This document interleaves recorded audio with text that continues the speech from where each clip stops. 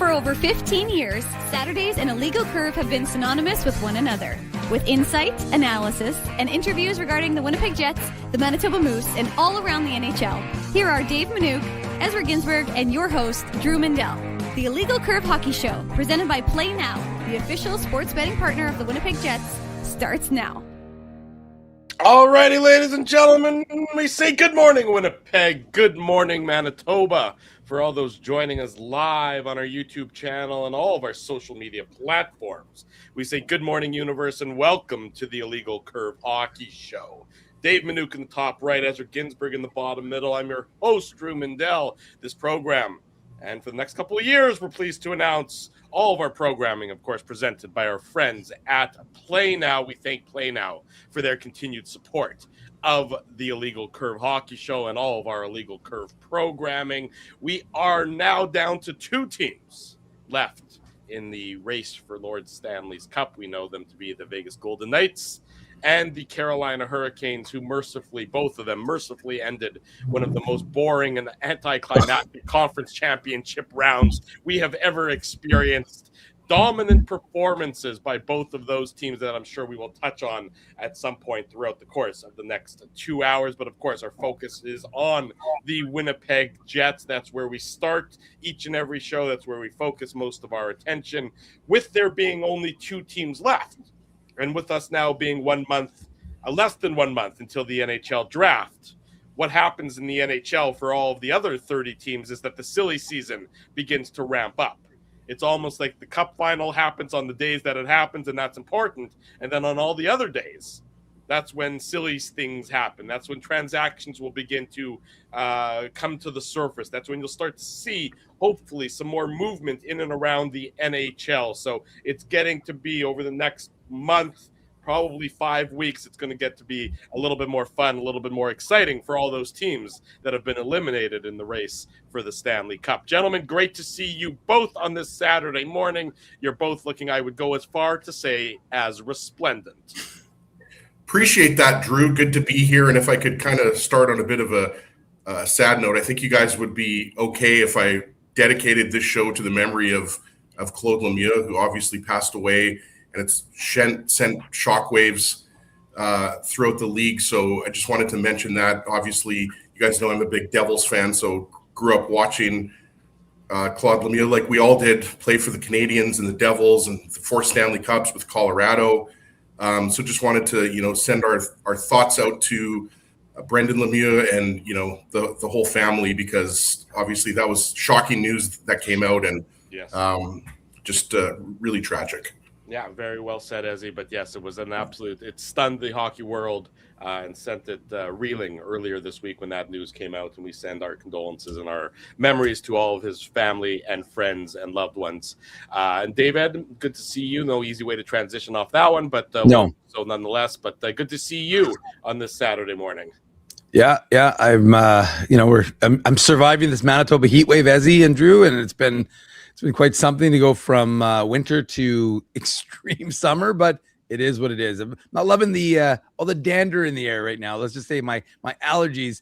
I was being a little cocky, a little arrogant. I was like, oh man, we're into summer already. I didn't get the spring allergies. It's fantastic. And then they hit me yesterday. And dear Lord, eyes, nose, mouth, toes, like everything was. I'm with you, Dave. Maybe it's not so much the toes, but my eyes have been watering for the last 2 weeks. Yeah, no, it wasn't good. Wasn't good at all. So, anyways, I'm living, but the as much as we're enjoying these balmy temperatures, all the flowering is killing my system. The pollen and the dander. Dave M doesn't do pollen and dander very well. As clearly he's articulating this morning. Back onto the ice with the Winnipeg Jets, or I guess the off ice. We're now down to that month before, as I was saying. I was thinking about it to start the show and everything else. What is an ideal next month or 6 weeks for the Winnipeg Jets look like from your perspective? Obviously, we know they have the draft pick. Whether or not they use it or whether or not they trade it, time will tell on that front. But from your perspective, guys, what is a realistic? I mean, let's put realistic there front and center, because we can talk about things, pies in the sky, but they're not going to going to come to fruition. What does a realistic, ideal next 6 weeks look like from the Winnipeg Jets perspective to you? Yeah, it's a really good question, because really, like, you'd have to kind of almost go down two different paths, right? Like, do the Jets make the 8th overall pick, or do they trade the 8th overall pick? And then those paths would be much different, right? Because we believe if the Jets are going to move the first round pick, most likely it's going to be to address second line center, right? Mm-hmm. Possibly you make that move and you address your top line right shot defenseman, top pairing defenseman, I should say. But I think we all agree that the big target right now is not only a second line center, but also hopefully, an injection of skill and speed on the wing for your top six, right? We've talked about this a lot, right? Like Cole Perfetti, Gabe Vilardi, that was those were your second line wingers after Vilardi was moved down from the Scheifele line. So it's possible that you go with that again next year, but I think that there's a good chance, guys, that they run it back with Scheifele, Connor, and Vilardi on that top line, but that's a different discussion. But I think an ideal 6 weeks, Drew, quite simply is, you bring in players that make your team better, right? And that's what, when you mention we're getting closer to the draft and closer to the end of the Stanley Cup Finals, and, that's when, we expect Chevy to be quite active, right? Because there's quite a bit of work to do here in supporting the core of this team with better players than last year, right? And that's not just second line center, like I mentioned. I think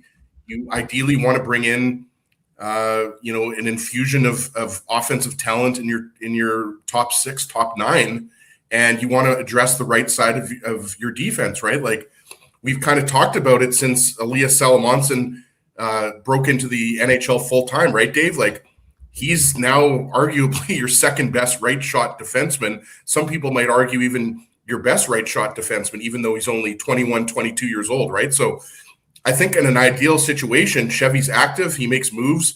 If we're kind of stretching that out into free agency, Drew, then, you ideally want to bring in, I think, another veteran bottom 6 forward and ideally a left shot depth defenseman. I know that, you've still got Hayden Fleury there, but I'd like to see the Jets kind of beef up their decor. They need more defensemen on the roster, period. So, I mean, yes, exactly.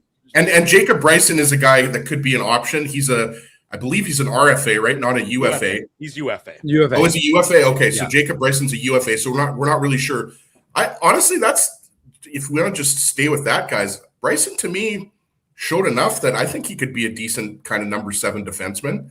But it would be somebody like Jacob Bryson, right? You're getting a guy who's got like a Cale Clegg. Like I said to Dave, Cale Clegg, when I watched him with the Moose, I thought he could, play for the Jets. He was impressive to me. Obviously not a flashy guy, right, Dave, but just a solid veteran NHL, AHL defenseman, right? So the Jets are going to have to make moves, Drew, and like that seems obvious, but I mean, I think Jets fans will be shocked if Chevy isn't active in and around the draft. Well, I think there's just logically, forget about the needing to improve and upgrade the roster, Dave. You just need bodies on the roster, especially on the back end. You just don't have enough.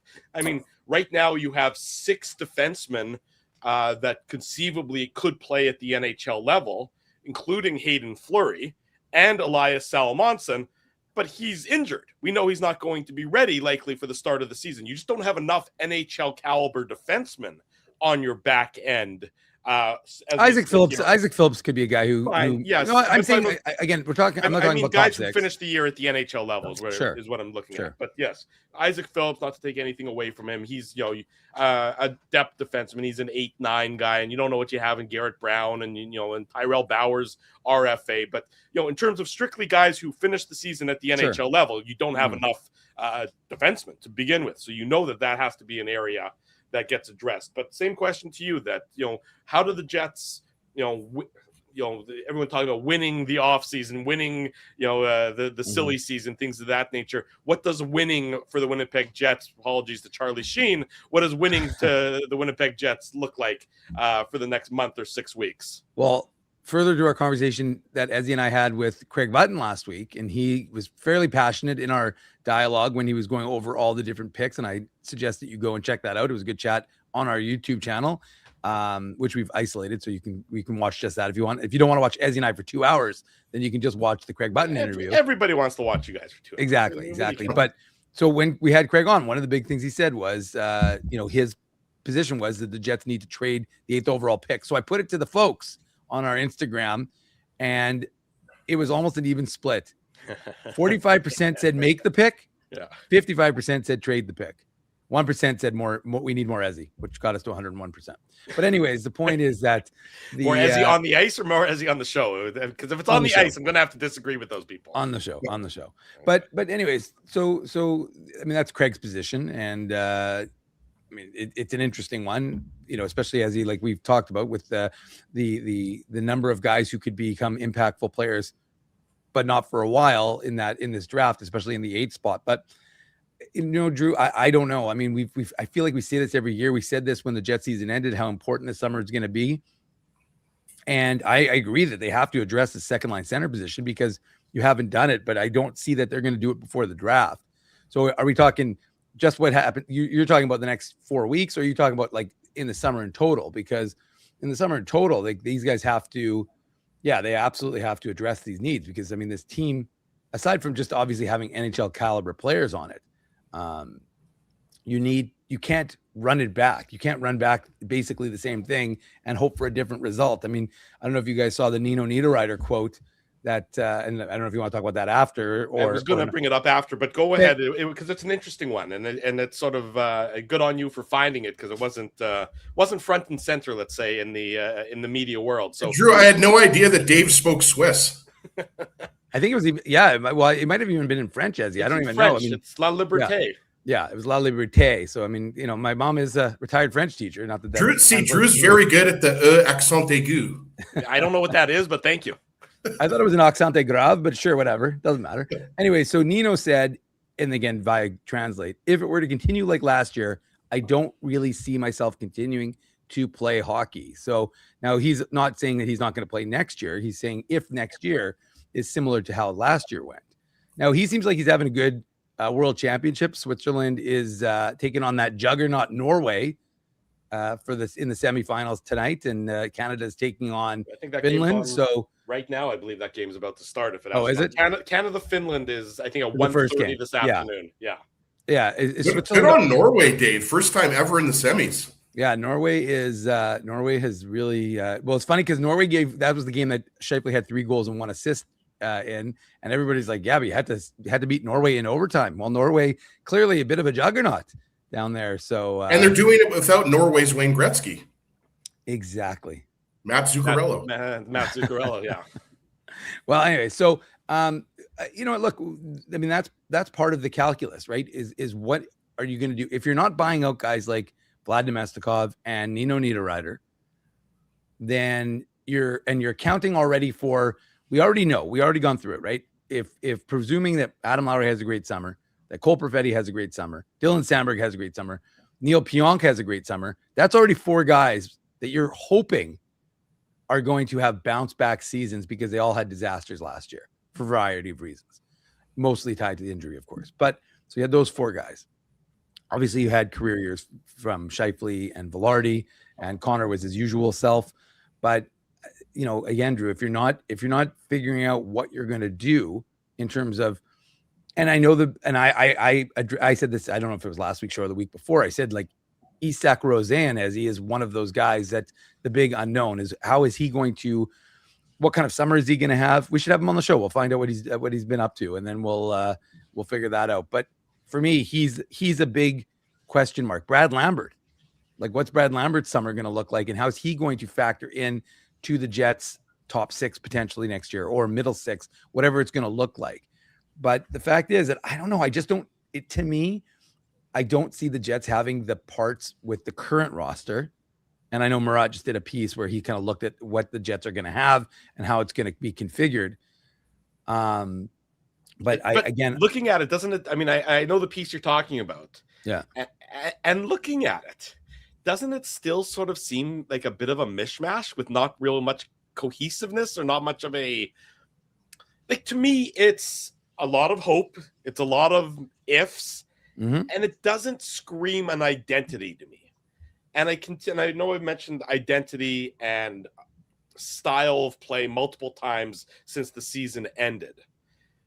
But I still think that that's something the Jets need to figure out, and they don't necessarily have it when you look at some of the current roster permutations, that it seems like it's a mixed bag where what is this? Just you're almost throwing things at the wall without it necessarily being a cohesive, well-thought strategy. That to me continues to be a concern.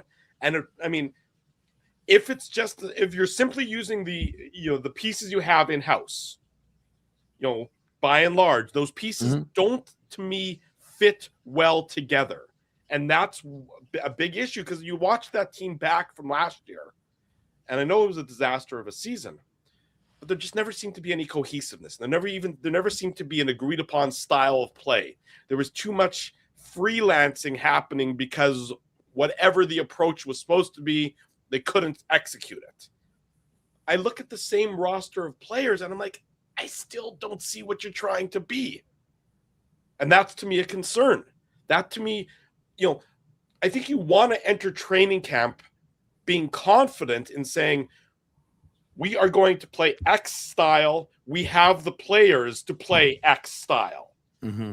I don't know that the Jets necessarily have that just yet. No, I would agree with you, Drew. And that's why, when you talk about, what's an ideal next, 6 weeks, 2 months, whatever, I think, Dave, if I'm not mistaken, Drew, you were talking like going into like including the first week of free agency in there as well, right? And it's worth noting that when the Jets acquired Brendan Dillon and Nate Schmidt, that was actually at the end of July. So those were what I would describe as late transactions, where you don't often get NHL transactions. Most of the league has relatively shut down and headed to the cabin at that point in time. Mm-hmm. So it's not unheard of for this organization to That's when Dave M is on the boat catching pickerel, baby. That's right. Dave's flying in on his own PJ to the fly-in communities to do some fishing. That's what Dave's doing at that point in time. But, those transactions did happen late in July. So it's not without precedent here for the Jets to do things later in the summer. Sorry, as you continue your thought. No, it's all good, Drew. And I'm glad you brought that up because, finding a Nate Schmidt or a Brendan Dillon would be nice, wouldn't it, Dave, for this D group? And, Drew brought up earlier, Elias Salamonson might be injured for, the first week to 3 weeks of the season, right? Maybe even longer. It could be two. It could be. if you look at the timeline was upwards of 6 months, which takes you almost through Christmas. Right. That's long. That's a big meat. That's a big matzo ball, as Dave likes to say, of games missed. That could be a guy as he was playing a lot of conditioning with the Manitoba Moose to get his game right. No, absolutely. And the reason why I bring it up is because this roster, to Drew's point about the style and the way the Jets want to play. It was night and day from the President's Trophy winning season boys to last year. Last year, they just, to me, didn't have the players to play that up-tempo pressure system that Scott O'Neill's system is based on, right? And you look at the teams in the playoffs, and I'd like to, pat myself on the back, Barry Horowitz style here. My team that I picked to win the Stanley shoulder. I picked Carolina to win the Stanley Cup at the beginning of the season. Obviously, I wasn't alone there, but just saying, I could be right for the first time, Dave. And I think in probably 12 years or 13 years that I'm usually wrong with my Stanley Cup Stanley Cup winner pick. But you look at Carolina and Vegas boys, like how do they play? Well, they play a bunch of different ways, but they are skilled, structured. They play a pressure system, and they have players that can be physical and can be disruptive. And that's another thing. And that's why I'll keep banging this drum. Like I'm with Dave, and I'll give Dave credit here. He's kind of, said this all along. Like, I think that fourth line should be a lot different than it was this year. And that unfortunately doesn't include Johnny Taves, right? Like, I want to see, Parker Ford. I want to see Nikita Chibrikov. And you can say these guys are a little bit smaller or whatever, but these guys can get in on the forecheck and be disruptive and be pests. And I think be an effective fourth line. You look at Carolina's fourth line, with guys like Eric Robinson and who else is on there? Mark Jankowski, not Jordan Martinick. Jordan Martinick's on the third line with Stahl and Ehlers. But the point is, like, these are not household names, but these guys are really effective players on a team that's now in the Stanley Cup final, that's only lost one game, by the way, on the way to the Stanley Cup final. They have an identity, is your point. Exactly, and that's why I'm saying, is the third guy, by the way, William Carrier. Yeah, former Golden Knight. Yeah, but they have an identity, and they know exactly how they need to play. Yeah, exactly, and that's something that I think is going to be really interesting to see Chevy's moves in total, because as we know, we expect there to be quite a bit of movement, and we mentioned Nino Niederreiter earlier. Like, I think Nino Niederreiter would be. It would be interesting if he sticks with the Jets, because I think he has a lot to prove. I mean, last year did not go well for Nino Niederreiter. It's been well documented. His offensive totals, his struggles, the injury, everything like that, right? So I think, like, last year was all about getting guys that had NHL Stanley Cup experience, Stanley Cups. Like, that was clearly like Johnny Taves, Tanner Pearson, Gus Nyquist. Like, Nyquist didn't have a Stanley Cup, but he won a Calder Cup. They went veteran laden, and it didn't work. Right, and so this year, I think you not only have to bring in, you have to address needs, but I think you have to bring in players that are. I think the Jets were a little bit too easy to play last year, guys. I think that's not an overstatement. Like, you need to bring in some bite, and that's why when you talk about guys like Parker Ford and Nikita Chibrikov. Like I said, some people say, oh, these guys are only 5'10", 5'11", you're not big enough, whatever. But these guys play with a bite. There's a certain element of their game that they're not easy to play against. So that's what I'm going to be interested to see, if Chevy's going to be able to bring in some players. And I say that, by the way, like, hard to play against in the highest regard. Like, the Jets need to get back to being a harder team to play against, as opposed to basically a one-line team. At no point in time during last season do I think any opponent said, "Oh, we have to go play Winnipeg. We're going to get beat up. That's going to be a game that leaves a lasting effect long after the 60 minutes are over." Mm-hmm. The Jets were a soft, easy, free space in terms of physicality team to play against last year. I mean, and that can't continue, because if you can't outskill your opponent, and the Jets last year couldn't. They thought that they could, but they couldn't. If you can't outskill them, then you have to just be damn harder than your opponent. That's absolutely the approach you can. And I don't think that they can outskill. There's not going to be this dramatic influx of high-end skill coming to this Jets roster. I don't believe. It seems unlikely. It just does, based on all the factors that allow you to acquire skill.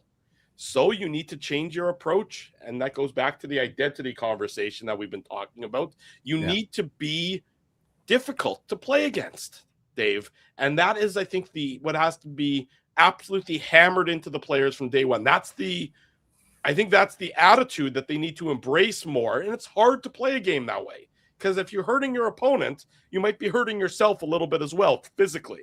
So it's not easy to play a physical game, but if it's the only way you can succeed, by and large, then players will figure out a way to do it. They'll have to figure out a way to do it.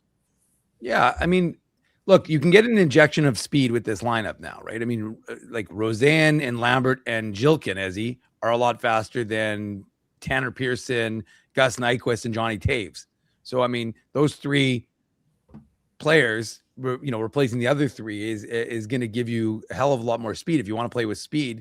And Jilkin's a guy I think that, he totally fits that fourth line mold alongside Cole Koepke and I mean, whether it's Morgan Barron or even Nikita Chibrikov, but like a fourth line, again, I don't want to belabor the point and kill the word, but gives your team an identity of a hard checking, tenacious line, which you have not had. And that's what was one of the hallmarks of that President's Trophy winning team, was that you could say, okay, well, that fourth line isn't going to lose their minutes, and they were, hard to play against and that sort of thing. And we know last year it was not that. It was not that. And sorry to cut in, Dave, but I was going to say, like, they missed like a Brandon Tanev type of player. Like, I realized that Tanev second time around with the Jets didn't go very well. But like, there was a reason why they acquired Tanev, right? He's got some speed. He's a pest, right? And I'm not saying that a guy like Chibrikov is exactly like that, but Chibrikov is a guy we saw in his limited time with the Jets. He's a guy that's not afraid of the physicality. He's not afraid of going into the corner and making a check and getting the puck, right? Like, disrupt the play. They need to have a fourth line this is another thing we've talked about for years, but they've got to have a consistent fourth line that goes out there, wins their minutes, and is tough to play against. Yeah, I mean, that just has to be how it is. You're absolutely right. That needs to be where they make where they make an impact. Where I guess go ahead, Dave. No, I was just gonna say, I think what it comes down to is that we look at these young prospects as he to come in, and we're like, okay, well, this guy can fill potentially this role. This guy can fill this role. We just don't know it, though. That's the problem. So it does become a little bit of like hope and pray that, I guess what I'm saying is you don't have the solid, okay, well, we know that this guy is going to fit that role and he's going to fill this need and we're going to be good. You're questioning because, okay, they did it in the AHL. How are they going to do it in the NHL? So that there's some, it's kind of like when the Jets made the decision, Drew, to kind of finish off on that thought with acquiring Dillon and Schmidt. You acquired them, but what did that do? It kind of blocked your path for some of the younger players, and it cost you guys like Declan Chisholm, Johnny Kovacevic, that sort of idea where you were going to go with the more veteran guys and let those guys, quote, marinate a little bit. You end up losing them. But my point is that if you're going to go with some of these younger guys and maybe they can step up. And again, like I said, I'm fully on board with a guy like Danny Gilkin being able to be a full-time NHLer next year. That to me is you have that option, but again, you don't have the safety net to say, okay, if he can't, then we're going to have his replacement there. That's the issue for the Jets right now. I want to point out this comment from our friend Andrew Haleko saying Nikita Chibrikov is, a bad you can word. Say it. Yeah. You can say it. Okay, he's a dick, and that we need more dicks on the ice, just jerks on the ice more than anything else. And he also mentioned over here, somewhere in here, he also mentioned Mason Marchment would be a nice step in terms of a physical agitator, a big body who makes it harder to play against. And I also want to give a shout out to Andrew.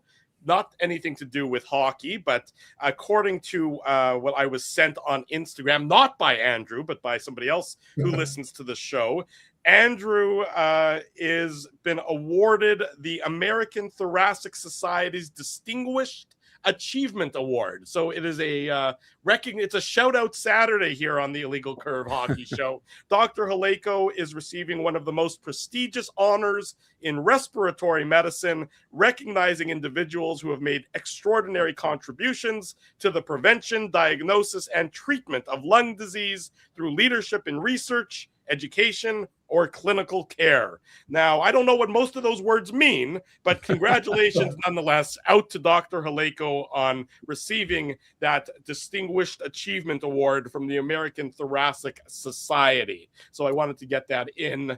Congratulations, Andrew. Why in the world you waste your time with us so often boggles the mind, given the real good work that you're doing otherwise. No, absolutely. I echo that sentiment, Drew. Shout out to Dr. Haleko. And the thing is, for the record, it's his brother-in-law. It wasn't his brother-in-law who mentioned that. No, he's saying, I think that was my brother. No, he's saying it was his brother he was making a joke, Dave, that it was his brother who sent it to me. Yeah, that's what I'm saying. That's what I'm saying. It didn't come from his brother. I can tell you it didn't come from his brother. I know who it came from. It didn't come from his brother. Unless he's, hold on, but Drew, how do we know he's not saying that's his brother who's the one who received that thing? Because I have a picture of him on it. I'm just and how do we not know that Andrew's brother is the real CEO of Centratech? Does Andrew? First of all, it's Tetra Tech, and does Andrew even have a brother? I don't even know if he has a brother. If he doesn't have a brother, it's a moot point. The point is, he got an achievement. I'm trying to honor him. And you two jerks are taking it off the rails. That's what we do on this. Come on, Drew. You wouldn't expect anything more. That's the biggest honor of Illegal Curve, is to be part of our inability to stay linear. Yeah, there you go. In any event, congratulations, Andrew, on that. Mike McIntyre of the Winnipeg Free Press is set to join us in a couple of minutes' time to further our conversation about the Winnipeg Jets. But, it's funny because Murat, I think, also mentioned Mason Marchment, saying, look, would Mason Marchment come here on a short-term deal at a big overpay? You know, he's not going to be a guy that, you know, I'm sure Mason Marchment is probably looking for a multi-year contract, 3, 4, 5 years. That's probably not something the Jets necessarily would be interested in. But for a Marchment or any pending UFA, given that the Jets do have the cap space, should the Jets be considering going short-term, high dollar value and overpay on a short-term basis to acquire some of the players that they might need to fill out the roster and improve the roster? And I thought it was a pretty interesting idea for Murat, because there's a lot about that to like, in that, you know, you're plugging them into sort of the similar timelines to some of your veteran guys that you have under contract, the Scheifele's, the Connors, et cetera, et cetera. You know, guys likely aren't, you know, big free agents likely aren't going to sign here, you know, for 7, 8 years, but middling guys, not middling in a bad sense of the word, but sort of middle of the pack free agents that you might not normally get, should you consider overpaying them on a short-term basis? And yes, you know, given that you have the cap space, it made a lot of sense to me. Yeah, no, and the way I look at it is, if you're bringing in good players to address these holes and you have to overpay them $500,000, obviously I'm just throwing around Mark Chipman's money here, guys, but like, you know, yeah, like the short answer, Drew, is yes. And I think, you know, Dave, sometimes, you know, people, you know, when you're talking about the Jets next year, they get sick of talking about these players because, well, especially when you're talking about Brad Lambert, just because I feel like we've been talking about Brad Lambert breaking out for like 3 years now, right? But Lambert and Rosen are interesting guys, right? Because if they don't quite, and I would argue right now that they don't, I wouldn't pencil those guys in as top 6 guys. That's just me. You might disagree with that, but they're also too good to be fourth line guys, right? So it's like, where do these guys fit in? And I think that also is going to impact whether a guy like Vlad Nemesnikov is going to be back, right? Like, there's a lot of moving parts, guys. Like, Dave, if you think that, like, I'm not just saying you, but anybody, if someone thinks that, you know, Lambert and Rosen are kind of penciled in as one of the Jets' top 12 forwards, then how are you bringing a guy like Nemesnikov back? Right? Like, you're going to have too many cooks in the kitchen, really. So there's definitely a lot of moving parts here. And yeah, a guy like Mason Marchment, if you can bring a guy like him in, I'd be all for that. Let's bring into the program, it's not Mason Marchment, but it's Mike McIntyre of the Winnipeg Free Press. So he's basically our equivalent of Mason Marchment, Mike. He's also an MM. Yeah, double M, exactly. Same initials, yeah. And we make about the similar salary, I think. Glad to see the Free Press is so flush with cash in that case. Mike, good morning. Thank you for joining us here on the Illegal Curve Hockey Show, presented by our friends at Play Now.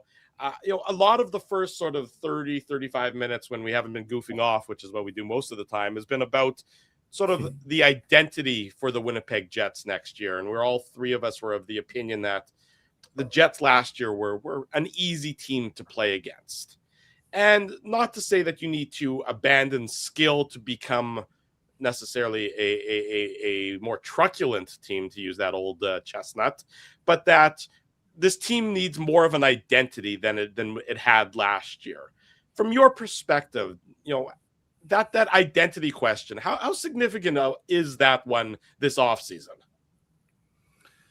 Yeah, I mean, I think this team had an identity the previous couple years, guys, really going back to when they brought Rick Bowness in. He helped create that identity, that this was a team that obviously preached defense first.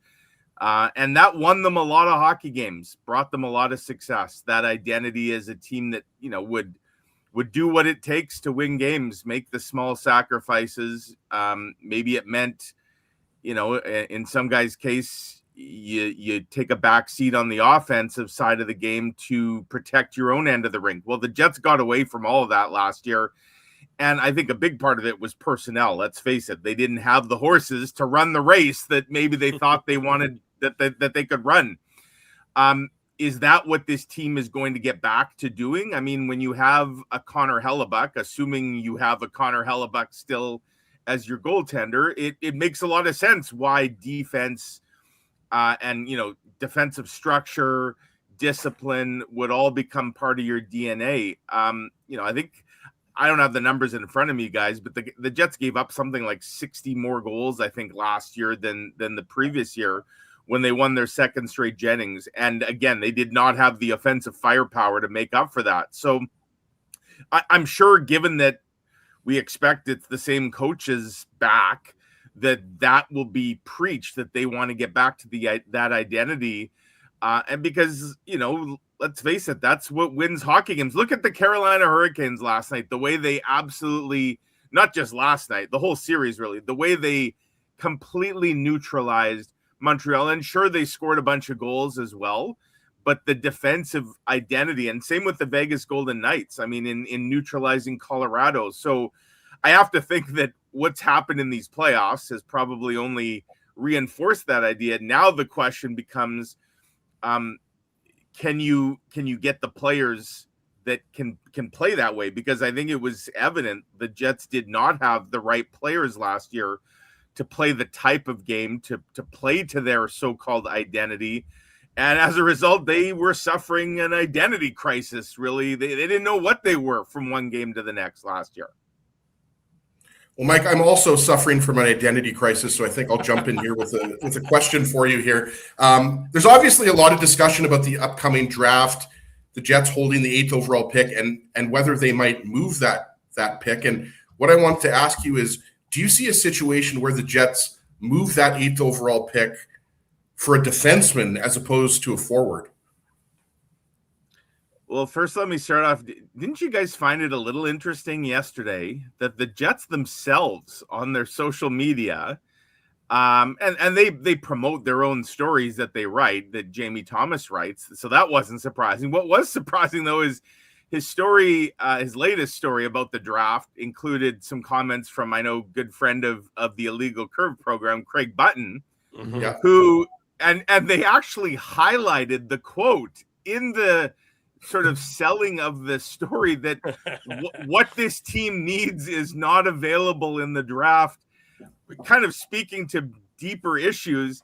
And then the Jets themselves sort of threw the question to the public saying, should we trade the pick? I just found it to be a very interesting way of presenting a story that honestly took me back a little bit.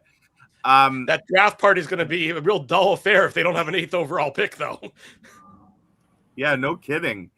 Especially if they end up trading one of the guys who's going to be at the draft party.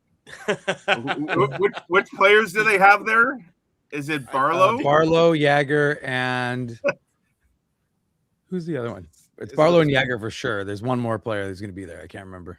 Yeah, imagine they package the eighth overall pick and one of those players. Talk about raining on the parade. But yeah, I mean,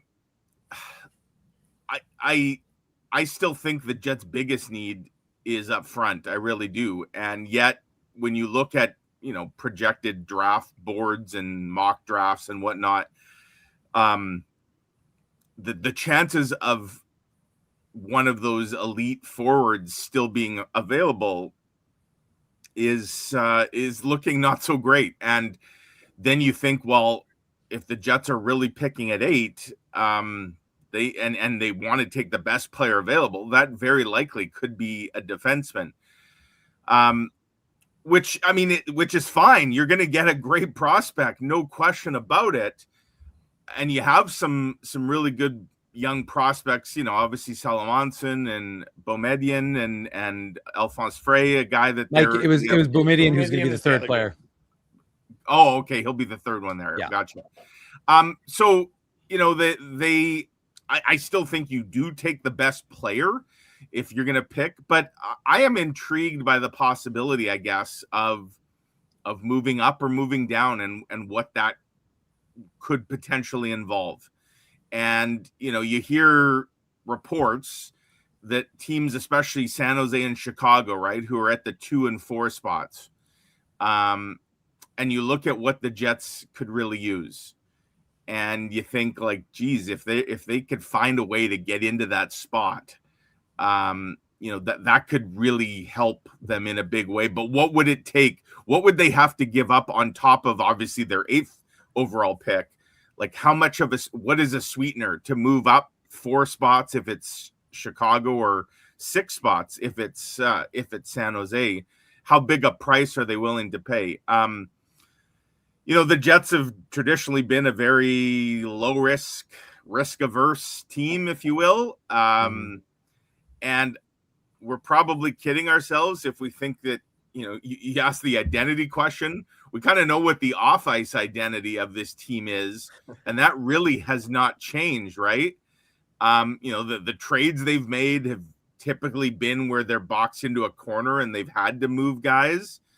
So should we really expect in what's going to be year 16 of the Kevin Cheveldayoff tenure that all of a sudden there'll be a whole new off ice identity? Probably not.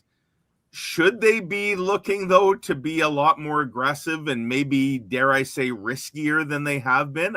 I think they should be. I think there's a lot at stake here.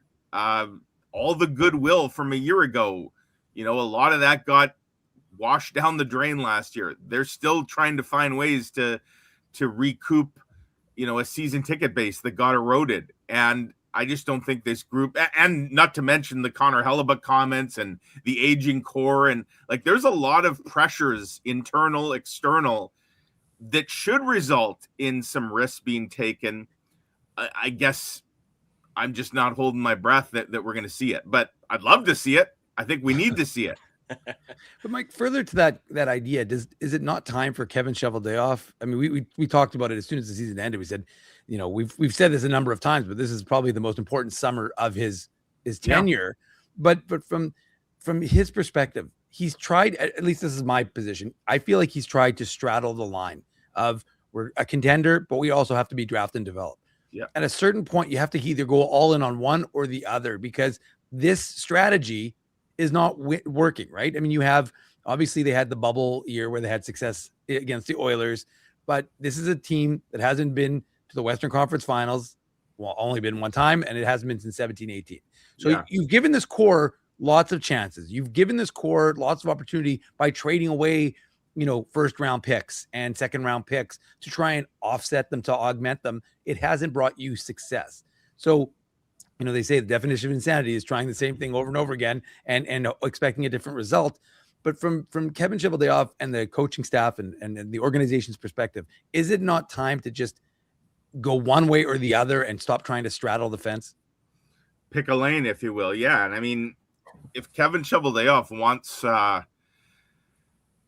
some guidance or tips on maybe what that other lane would look like, he just has to call up or look over at what his good buddy Kelly McCrimmon has done in Vegas. Now, to be clear, the Winnipeg Jets can't operate their organization the way the Vegas Golden Knights do, like the mob.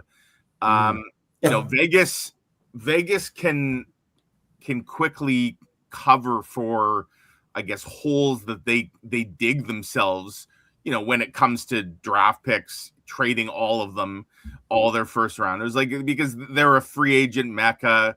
Guys want to come there in trades, and we've seen, they've made many big swings, and it's always about the present. It's never about the future in Vegas. They're never thinking beyond one season, 1 month, 1 week, one game. That's all it is.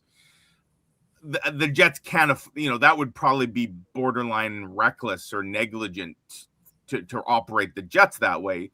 But I think there are some lessons to be learned. And, you look at teams that kind of perpetually get to the dance, whether it's the Floridas, Carolina, who seems to always be in the mix, obviously Vegas, 3 trips in 9 seasons. These are teams that I think are more live in the moment. Don't worry so much about 2-3 years down the road here.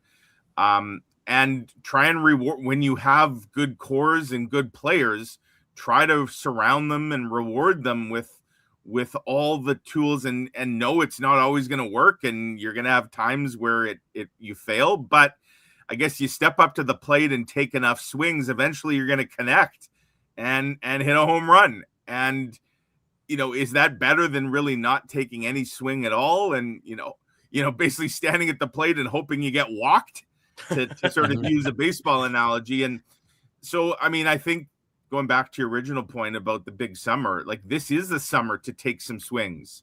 What will that look like? I don't know. But I just think, and obviously you look at the Jets and the roster, and they already have pretty much a whole team signed, right? And we're not even into free agency. So if they want to change the makeup of this team, they're going to have to get creative, whether it's buyouts, whether it's trades. And so that's, we wait and see what that looks like if it comes to fruition.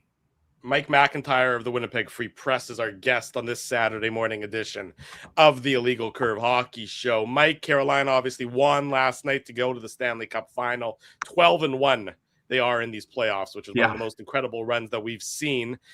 If we injected our friends at True North Sports and Entertainment with sodium pentothal, what do you think they would say about Nikolai Ehlers and his run now to the Stanley Cup final? Well, I do think there's a lot of people really happy for Nick, because I think at the end of the day, like there is a separation between sort of business and personal. And I think, first of all, Nikolai Ehlers was a beloved member of this organization. Did his tenure end the way they would have hoped? Probably not. Would they have liked him to maybe make his intentions clearer earlier than he did? But again, history, I still see all this, Jets should have traded him. The Jets were not going to trade him in his final season. They were sitting on top of the league. That would have been a fireable offense to move Nikolai Ehlers at the trade deadline when the Jets were sitting on top of the NHL. That ship had sailed. Should they have done some things differently maybe earlier in his career that might not have led to that with regards to usage? We can debate that till the cows come home, and I feel like we kind of have. And people have a line in the sand, right? Either Nikolai Ehlers deserved better, or the Jets were in the right and Nikolai Ehlers was in the wrong. But yeah, I think when you boil it down to it, there's a lot of people that'll be very happy for him. And let's face it, guys, he's been a big part of what Carolina's done. And I know some people want to point to, he's on the third line now. Like he's taken a step back from where he was. Rod Brindamore runs his bench quite a bit differently than a lot of NHL coaches. And while he may be technically on the third line of how they kind of lay out their line charts, more often than not, like at the end of the night, when it comes to 5-on-5 time, he's usually up pretty high on the list, and for good reason, because he's been a valuable contributor. And it's coming off the year that the Jets just had, where we certainly noticed on a nightly basis what this team was lacking, and then watching Nikolai Ehlers, the one-man zone entry and just doing the things he does, it just sure drives home how much the Jets miss him. And I guess to sort of look beyond, because he's gone, how much they missed not finding a way to replace what they lost with him. And again, when we talk about identity, this team used to be fast. This team used to be known as a big team. They were not fast last year at all. They got really slow in a league that got a lot faster. They need to find a way on, one of the many issues they have to deal with this summer is finding a way to get faster. Well, Mike, I'm going to go from 127 to the guy who replaced him in that number 27 jersey, and just how important. One of the things, again, before you came on, we were talking about, and was that there are players that we don't know what they're going to be able to do at that NHL level. Danny Zhilkin, I think, can make this, definitely give the Jets a fourth line with an identity. Yeah. But a guy like Isak Rozan, to me, he did something that not one other Jets prospect did consistently in the AHL. He scored goals, and he frequently, right? So 27 in like 38 games last year for Rochester. That would have made him the highest scorer on the Moose by a landslide. So from your perspective, now again, he only had the 3 in whatever it was, 20 games with Winnipeg, but there's an opportunity there for him. But how do you see him fitting into this mix? Because I think, like I said, with Lambert and Zhilkin and even Chibrikov, there's question marks as to where you're going to kind of fit the pieces. Yeah, there for sure are, and Yager as well would be in that mix. You know, he didn't. He probably needs a little more seasoning, but his time is fast approaching too. I mean, the thing is, you look at Roseanne and, you know, typically who his line mates were, and you know, I think it's hard to completely judge and say, okay, well that's what he is at the NHL level. He's going to be a 12 goal scorer at the NHL level. You know, because he had 3 in 20 or whatever, which would extrapolate to a dozen over a full season. Like, I think, I think they need to try him with sort of like-minded offensive players to see if he could be a nice complementary piece on a scoring line. He wasn't really playing on a scoring line. He wasn't really playing in a scoring role. He did chip in a little bit of offense. Would you have liked more, especially after his AHL numbers? Absolutely. But again, he is one player, one of a few that brings some things the Jets desperately need: youth, speed, some energy. They're lacking in that. They're going to get a bit younger just naturally by churning over some roster members. I mean, they traded Tanner Pearson. They obviously traded Luke Schenn. Logan Stanley got traded as well. He wasn't that old, but you know, Schenn and Pearson were the two big trades. Gus Nyquist is not coming back.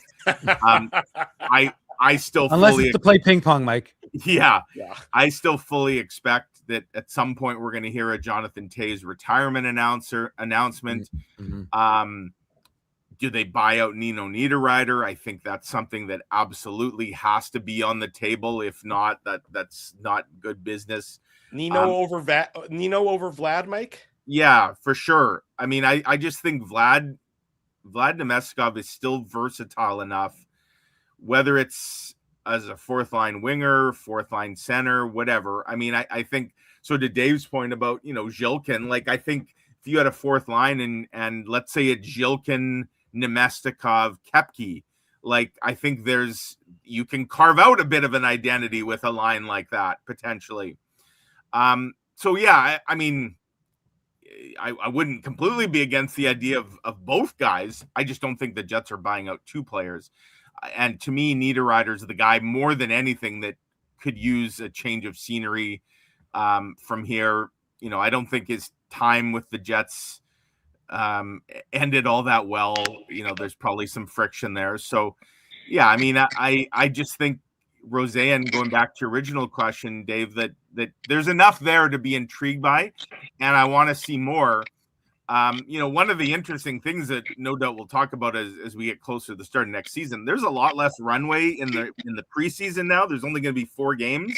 A lot less time to experiment in the preseason with what things look like, and you wonder how quickly teams will get to dressing. You know, let's just say all the vets want to play 2 games. It doesn't leave a ton of time for experimentation.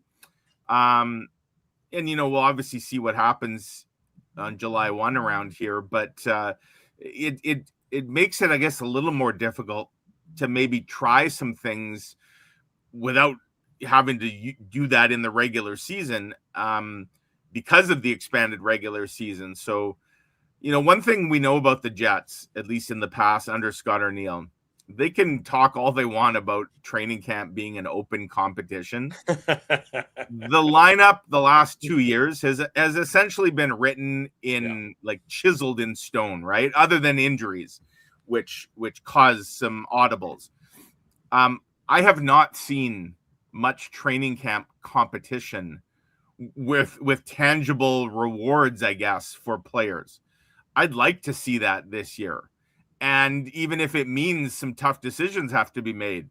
I mean, again, go back to last year. This was a team, even when the wheels started coming off, didn't make a single move other than injury related. Nobody was put on waivers. Nobody was called up. They just kept rolling out the same old. And I do mean old. So that's got to change. I mean, as much as we talk about the identity, one thing you have to be very careful about is that your identity doesn't become one of complacency.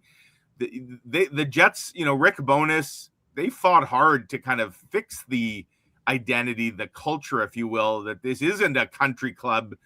Opportunities are earned, not just given. I think we saw a little bit of that slip last year, and they got to make sure that is just a blip and that doesn't become the norm around here. Yeah, Mike, sorry about that, by the way. I think I'm going to jump in here with a question. My computer power cord was not cooperating, and my computer was less than 10%. Mindell's laughing at me because I've gone back to my old computer, and obviously I'm having old computer problems, Mike. He also uses a dot matrix printer. Did you have to do the dial up too, like the yeah. Get on? Yeah, Mike, I was actually just downloading Limp Bizkit's most recent album off of Napster. Sorry about that. But no, I wanted to. I was listening to most of the questions, so I don't think we've touched on the Stanley Cup final yet. But I wanted to ask you about the Carolina Vegas matchup, because I think you'd agree the conference finals this year were pretty underwhelming. Like, I don't want to be a negative Nelly here. That's usually Drew's job. But, Montreal, after game 3, like games 4 and 5 were very lopsided. And obviously Vegas swept Colorado. So what are you anticipating for the Stanley Cup final? Because I'm definitely hoping for a much, much more tight-knit series that hopefully goes to like 6 or 7 games. Yeah, and I know there's all this debate about going back or changing the playoff format. I don't know that fixes. Like, let's look at the teams that were in the Final Four. You had 3 division winners, and Montreal, which only missed winning its division by a few points, and finished, what were they, 6th overall in the NHL this year? Like, it's not on paper.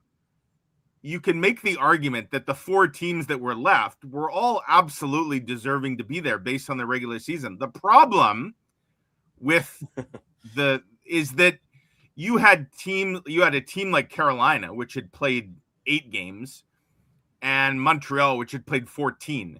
And other than the first period of game 1, where Montreal scored 3 times and, then hung on for dear life in that game, like, that series looked like a complete mismatch. And I don't think I think if both teams had been on equal footing, like similar rest or similar rust, I still think Carolina would have won. I think they're the better team, but it would have been a lot more competitive. So the problem is, and the Vegas Colorado thing, I mean, I can't explain that other than, again, Colorado was the team kind of the opposite of Carolina. Colorado rolled through its first 2 rounds. Obviously, injuries depleted that team. Their 2 most important players, McKinnon and Makar, were not nearly 100%. So, and then that happens, right? But yeah, that was an absolute dud. I mean, 9 total games in the 2 best of 7s. I saw the stat last night. Montreal had 89 total shots in the entire series, which is just bananas. And 2 of the games went to overtime. That's like an average of like 18 shots a game. 18 shots a game. Yeah. And some games went beyond regulation. So, yes, I think one of the bonuses here, Vegas has played 16 games these playoffs, and they'll have had a week off. Carolina's played 13 games, which is bananas. They're 12-1, and they're not going to have had a week off, but they're going to have like 4 days off. Both teams should be coming in pretty fresh. So yep. I think at least in that sense, they're starting on pretty equal footing. Both teams, again, just showed a remarkable ability to really neutralize their opponents. In Colorado and Montreal were both really limited in their chances. So that should, if they can continue those styles, now maybe it's not going to be the most exciting hockey at times, because it almost feels like if they grind each other down, it's going to be like a race to 2 goals here to win a game. But low scoring games can be exciting if they're highly competitive. So yeah, I'm optimistic, Ezzy, that maybe it's not the sexiest matchup on paper. I'm sure that, from a TV ratings perspective, especially in the US, well, and in Canada. Like Montreal would have obviously been monster ratings, but if you're looking at a couple US markets that are less than ideal for ratings, it's Vegas and Carolina. Mhm. So it may not be a ratings hit, but I think the on-ice product should be pretty good. I haven't totally formulated my prediction, other than I think I'll take Carolina. I don't know, and I do think it goes at least 6 games. But I do think it ends with old friend Nikolai Ehlers raising the cup. By the way, guys, when's the last time this many Manitobans have played in one Stanley Cup final? There's 5. Yeah. Jarvis and Martinuk on Carolina, and obviously the trio who all scored in I think it was game 3 for Vegas of Stone, Howden, and Kolesar. Add in Ehlers and another old friend in Dylan Coghlan. You've got like 7 players in this final that either are Manitobans or have played for, Manitoba's NHL team. So I suspect, maybe the ratings across Canada won't be that great, but I think there's some reason that a lot of Manitobans might want to tune into this one. And don't forget former Winnipegger Gary Lawless, Mike. We can't forget about Gary. Yes. He's been big on the blue line for them. Yeah. Hey, he's got a CFL ring and a Stanley Cup ring. That's true. We don't have and that. He tells us about it. Yeah, exactly. He just has to get his mitts on maybe an MLB when they get their team, and maybe an NBA ring, and he can complete the quartet. Mike, last one for you. Back to the Jets. The big RFA for the team this offseason, of course, is Cole Perfetti. And we know that last year didn't go the way that Cole Perfetti wanted it to go, by and large, probably due to the ankle injury. The first half of the year, his numbers were awful. Second half of the year, his numbers were more commensurate with where we sort of expect him to be. What do you think the next contract for Cole Perfetti looks like? And when does it happen this offseason, presuming that it does? Yeah, it's a tricky one for sure, because it still feels, remarkably now, like Cole Perfetti's been around for a little while, and yet it still feels like we don't totally have a read on who and what this player is. That being said, we're in an era in the NHL where teams are buying up years on young players, and in some cases offering, numbers that might initially kind of blow you away, to say they're giving that guy that much. But with the cap going up and, more emphasis than ever on kind of trying to retain your homegrown stars, it's driven the price up. But is Cole Perfetti, is he an $8 million a year player? No. I mean, I don't know where that number comes in, 5.5, 6. But I think you've got to buy up a lot of years here for him. Keep in mind, this is a guy too whose name has been tossed around in trade talks as well. And I'm not saying that's a road they go down, but again, a team that's looking to really shake things up, and what assets might they have to try and make a big swing. I have to think he's a player that gets asked about. Now, I'd be very wary of moving him, but if the price was right, but yeah, the price on his next deal, that's really tough to predict here. I just think last year, I'm sure his agent will point to the injury, and then also, guys, we can't forget, he didn't really have consistent line mates. He's a guy who really struggled with the loss of Ehlers, and then the decline of Nemestikov. That was a pretty good second line a year earlier. And all of a sudden, he lost both parts of it. And, so he was playing with Jonathan Toews for large stretches. He played with just about everybody. I think once they moved Velarde down, Velarde Perfetti, obviously not the fastest duo, but we saw that line able to produce a little more. And, it was who's going to be his center next year? That's a big question, right? And in some ways, maybe that impacts what his contract looks like. Because if you're trying to predict Cole Perfetti's point production, I would want to know who his center is before I offer up a prediction. but yet we've seen glimpses of what he's capable of. Obviously, he's the author of the Manitoba Miracle, and he'll forever be etched in Jets lore for that. So I don't know, guys. I'm $6 million a year, but that's just off the top of my head. I know there's comparables out there that will be much higher. But I think, who's the player? Dylan Holloway just signed, right? Remind me, was his 7.5? Sounds right. Let me look it up real quick. He signed.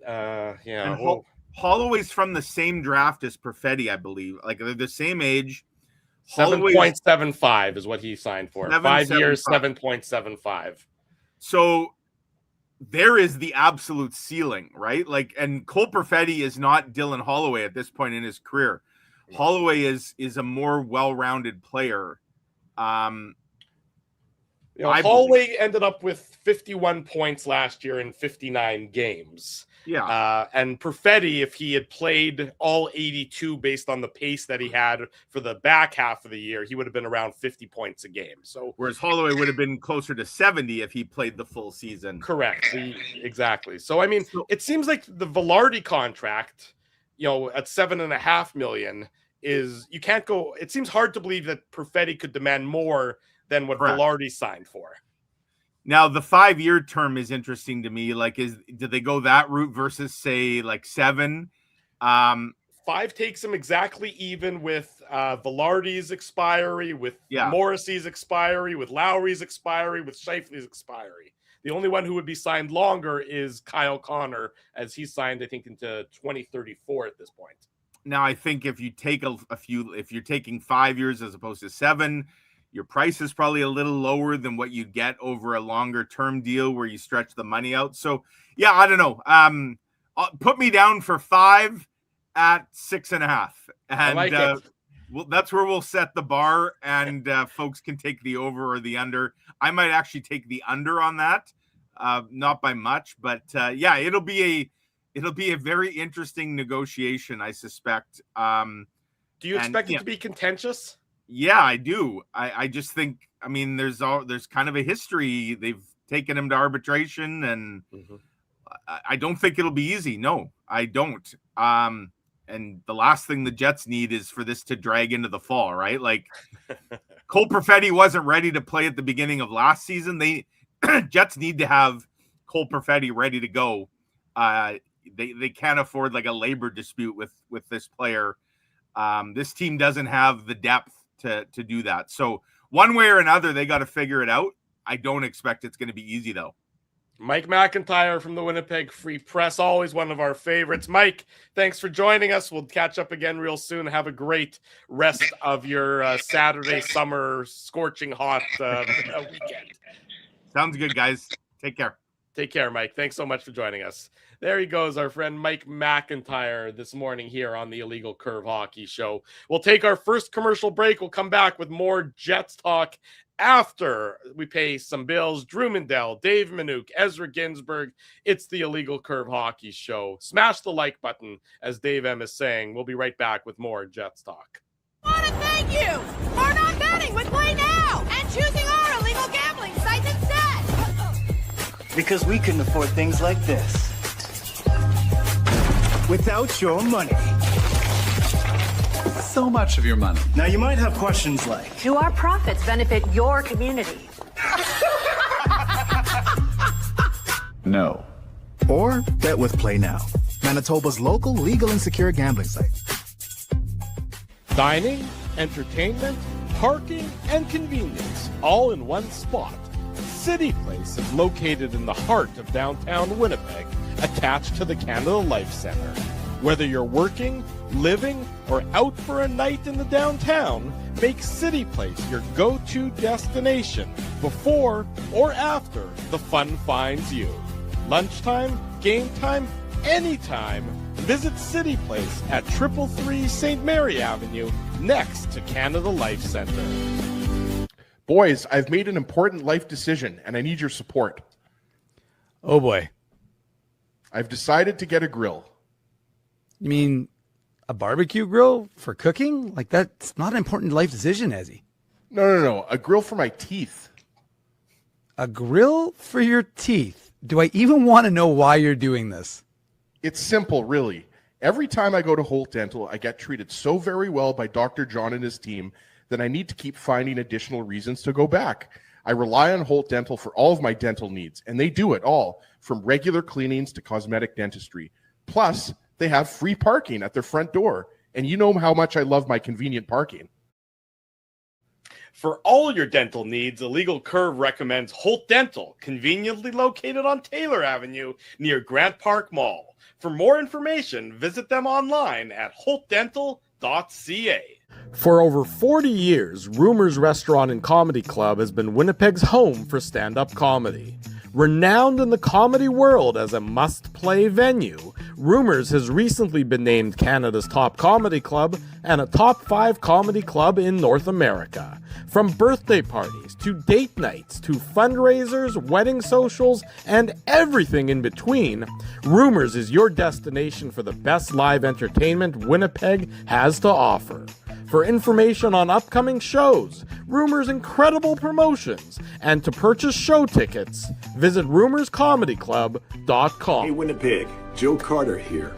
I look forward to joining you in Winnipeg on June 4th for the Ray D. JCC Ken Cronson Sports Dinner. See you in June. Don't be late. At Boston Pizza, a fast lunch doesn't have to mean fast food.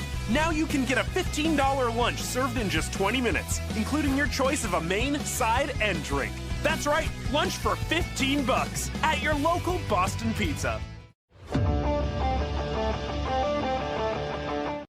Welcome back to the Illegal Curve Hockey Show. Drew Mandel, Dave Minuk, Ezra Ginsburg, Jeff Marek from Daily Faceoff. He's set to join us in about 15 minutes' time.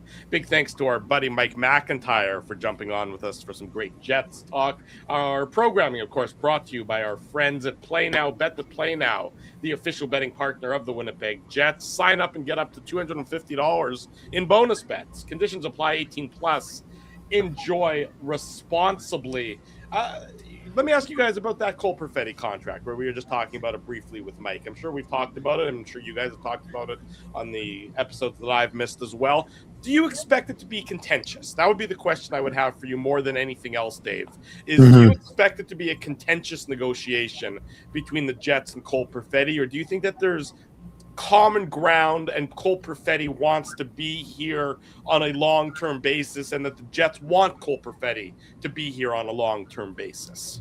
Yeah, I mean, I think so. And I don't think that they want to create a wave with him. So, yeah, I mean, I would expect really it's just a function of I think if you said to Cole Perfetti he could sign a long-term deal in Winnipeg, he's signing it. So if the Jets decide that that's the way they want to go, then I don't see any problems to two sides agreeing to a 5-year deal, Ezzy.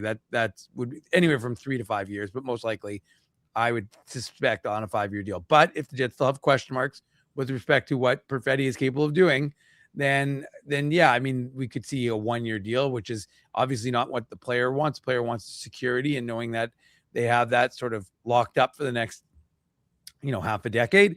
So then it becomes a little bit more contentious, Drew. So, I mean, I think if it ends up being that the Jets decide they don't want to go in that long-term sort of format with him, then I would imagine it would be a little bit contentious. But again, I can't give you an unequivocal answer because we don't know. Yeah, I mean, as you go ahead. Well, no, I was going to say, boys, hopefully I'm coming in okay here and there's not too much feedback, but like when you talk about Perfetti, and we talked about this last week, Drew, when you decided to go gallivanting instead of being on the show. We talked about gallivanter. You are. I think what makes it so hard is I think everybody knows because of the fact that Perfetti had a down year, including the injury that had a big part in that. You didn't see him continue his upwards trajectory, right? Let's be honest, guys. He took a step back, and I've mentioned this on the show before. Like, I'm a fan of Perfetti's game.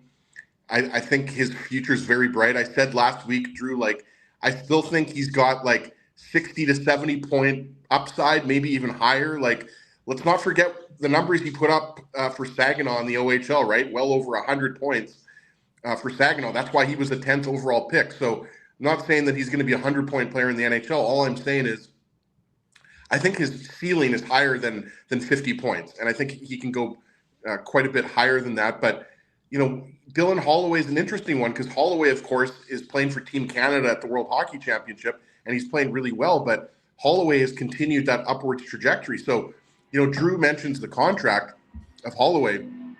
I don't see Perfetti getting, $7 to $7.5 million a year. No. I think based on where he's at, and Dave makes a good point, like you're kind of between $6 million, $6.5 million a year.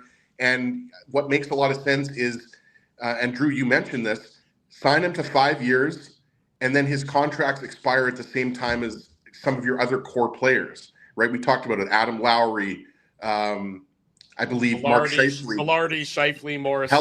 Hellebuck, right? Like Hellebuck would expire around there, right? So it makes a lot of sense. I just don't see – I don't know if you can give Velarde 6 years, 7 years, just based on what you've seen. I wouldn't be shocked if it happened, but I think we're still looking at guys 4 years, 5 years.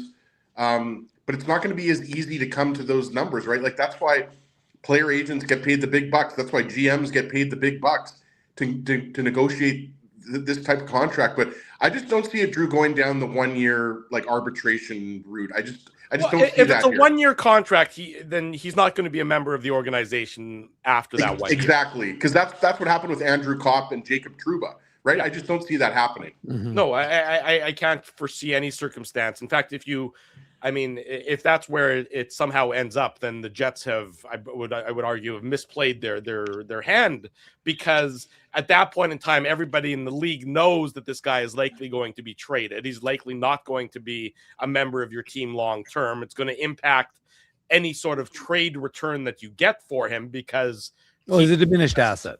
He's a diminished asset. Teams aren't necessarily going to want to trade for a young, he would be a very rare sort of younger player who's, right on the cusp of unrestricted free agency. So why is he going to give up that opportunity necessarily? You have to make it worth his while to sign a longer term deal here. That a 1 year contract to me would be just a probably close to a disaster from the Winnipeg Jets perspective. That almost necessitates a trade this offseason for him, because you can't go into training camp, I wouldn't think, with that sort of just constantly being front and center, just a will they, won't they, or when will they sort of scenario. So it seems like it either has to be from my evaluation of the circumstance, either a longer term deal this offseason, 4 or 5, whatever number of years you end up at, or a trade this offseason. Can't be anything sort of in between that. Well, and Drew, you talk about trade, and as you guys know, you talk about diminishing asset. You're trading from a position of weakness now with Perfetti in the numbers, right? Like Perfetti, we talked about this after January to April. Perfetti was 50 points was he was on pace for, which is exactly what the Jets had sort of expected from him. And oh, by the by, the Jets don't have anybody to replace a 50-point production, imminently coming through.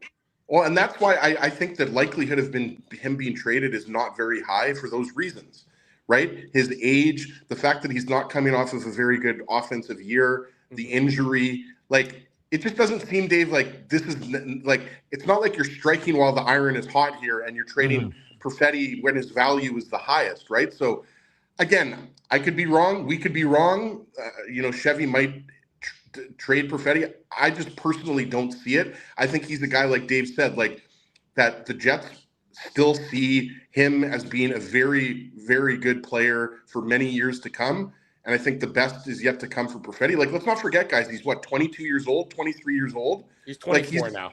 Okay, he's 24, but still, I'm almost 44. So that's even more of a reason to say that he's still very young, right, guys? So I think, it's just going to come down to the dollars. And I don't think, I'm with Dave. Like I said, 4 to 6 years last week. So Dave said 5 years. So we're both kind of on that same train of thought. But again, I know there's some Jets fans that are a little bit down on him, but I would still point to last year and that player and the player that we saw from January to April as still being, like Drew said, if you don't have Perfetti on your second line, then you literally don't have a second line.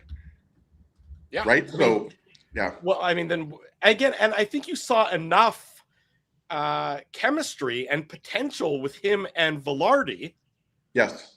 That there's something that you can build upon there. Now, of course, It's almost like you need a second line center to help them. Of course you do. There's no question. I mean, yes, Dave, I would agree wholeheartedly that would be a second very line center. Interesting. I haven't heard that one. Haven't talked about that very often over the years here.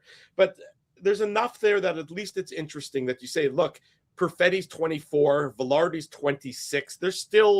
They would be in more of a similar cohort than probably Scheifele and Connor, who are a little bit closer to 30, and in Scheifele's case, over 30, that Velarde and Perfetti, along with whomever, however they find that second line center to sort of fill it out there, that they're a bit of a bridge, not even a bridge to the next group because they're a current group, but that there's still enough tread on the tires that you can count on them for a number of years. I mean, that's what you need. You want. I don't see what you're getting back in return for Perfetti that improves your team this year. That's the problem, is that if you're still in your win now mode, and you clearly are with Connor and Scheifele and Velarde and Hellebuck, Connor and Scheifele and Morrissey and Hellebuck, that's what I meant to say. Mm-hmm. I just don't see how shipping Perfetti out and whatever you're bringing back is going to be enough that's going to help you next season get back to being a playoff contender and wherever you want to be, a threat, quote unquote. It would have to be part of the package, Dave. That's the only way. Like, I've seen, various trade scenarios out there, and I realize social media is a wasteland, but I still, like to keep my eye on social. Still like to dive into the waste every now and then. Well, yeah, absolutely. But like, there's a lot of talk of Jets moving up and maybe getting the 4th overall pick, 2nd overall pick. We talked to Mike McIntyre about that 20 minutes ago or so. And could that happen? Would that be enough? Like, for example, if you traded number 8 overall and Cole Perfetti, but you're not. I think you're giving up too much then if you're just getting the 2nd or 4th overall pick.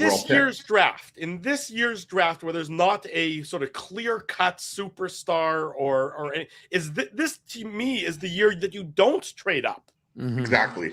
There's no great advantage for trading up this year. That's why I'm trying to figure out why everybody's talking about trading up. I'm like, to do what? To acquire a winger? No, but the thing is, Dave, like, I could see the Jets trading up like a spot or two, for example, if they really want Vigo Bjork. Like, I could see that type of move. Or let's say they want Daxton Rudolph. Or whoever the Jets really covet, right? But not to trade up to 2 or to trade up to 1 or something like that. No, and how often do we see that, guys? It's very rare. Because the thing is, like, if you're San Jose, people are saying, well, San Jose's got, a plethora of great forwards with, Celebrini and Smith and Eklund and Misa and all these guys. But wouldn't you like to throw in Stenberg in there as well? Well, right? Or wouldn't you like to throw in Carson Carrolls? Like, wouldn't you like to throw him into the mix? Mm-hmm. Like, I don't see, especially the number 2 pick, I don't see San Jose trading that. I think they're just either trying to be wowed. I mean, like, you may as well put that out there, see if you can get, something that's, dangled, worth reeling in. And if not, then you make the selection, as in, like you said, add to an already incredibly deep prospect pool. Unless you love Chase Reed and you think that Chase Reed is going to be, and you can get He's from Chase Chesterfield, Reed. has he? I mean, Drew, Chesterfield, Michigan. That's true. So unless you can go Drew all the owns way a up, few Chesterfields, Dave. I do enjoy a couch, a Chesterfield, a sofa, a daybed, a futon, a mattress, a recliner. I can keep going if you want. I sleep on a mattress on the floor. I sleep in a big bed with my wife. Drew works at Leon's. Go on. My point Hold is, on, Dave. Don't you mean Leon? I knew you were going to say that. Unless you can go up and you can get all the way up and get a guy that you think is head and shoulders above the other guys in this draft. I just don't understand why that would be a move the Winnipeg Jets would want to make. Unless you think Chase Reed can step in and maybe you think Caleb Malhotra is your second line center of the future. Unless that's happening, it seems like it's an overpay with this draft. But I agree, Drew, and also, like, Caleb, we talked to Craig Button about this last week. Caleb Malhotra is playing for Boston University next year. I know. It doesn't make sense. It's not helping you right now. Yeah, you're going to trade Cole Perfetti, who, could give you as much as 60 plus points next year. You're going to trade him to move up. So instead of getting Vigo Bjork or Daxon Rudolph or Albert Smith, somebody like that, you're going to trade Perfetti. Like I just don't see it. I if you're trading Cole Perfetti, I think you're trading him as part of a package to acquire a second line center. That's what I think. If that happens. Let's bring Jeff Marek into the program from Daily Faceoff. Jeff, do you need another couple minutes? I see that you're joining. Trying to get my camera right here, boys. Hang on, let's try to put it over here. Okay. Do you want? I'll tell you what. If you want us to do these from the car, but I'll. If you want us to go to break, seconds. Jeff, we can go to break and give you a couple minutes if that's helpful for you. Let's do it. Let me get the camera right. Okay, we're gonna go to break, Jeff. Then we'll bring you in. So look, Jeff and I are no twins, rush. Drew. Look, we're twins. Yeah, we're symbiote. Exactly. One's in the car, one's in his house, but that's okay. Jeff, we'll come right back with you. Take your time to get set up, and no rush. It's the Illegal Curve Hockey Show on a Saturday morning. I want to thank you for not betting with Play Now and choosing our illegal gambling sites instead. Because we couldn't afford things like this without your money.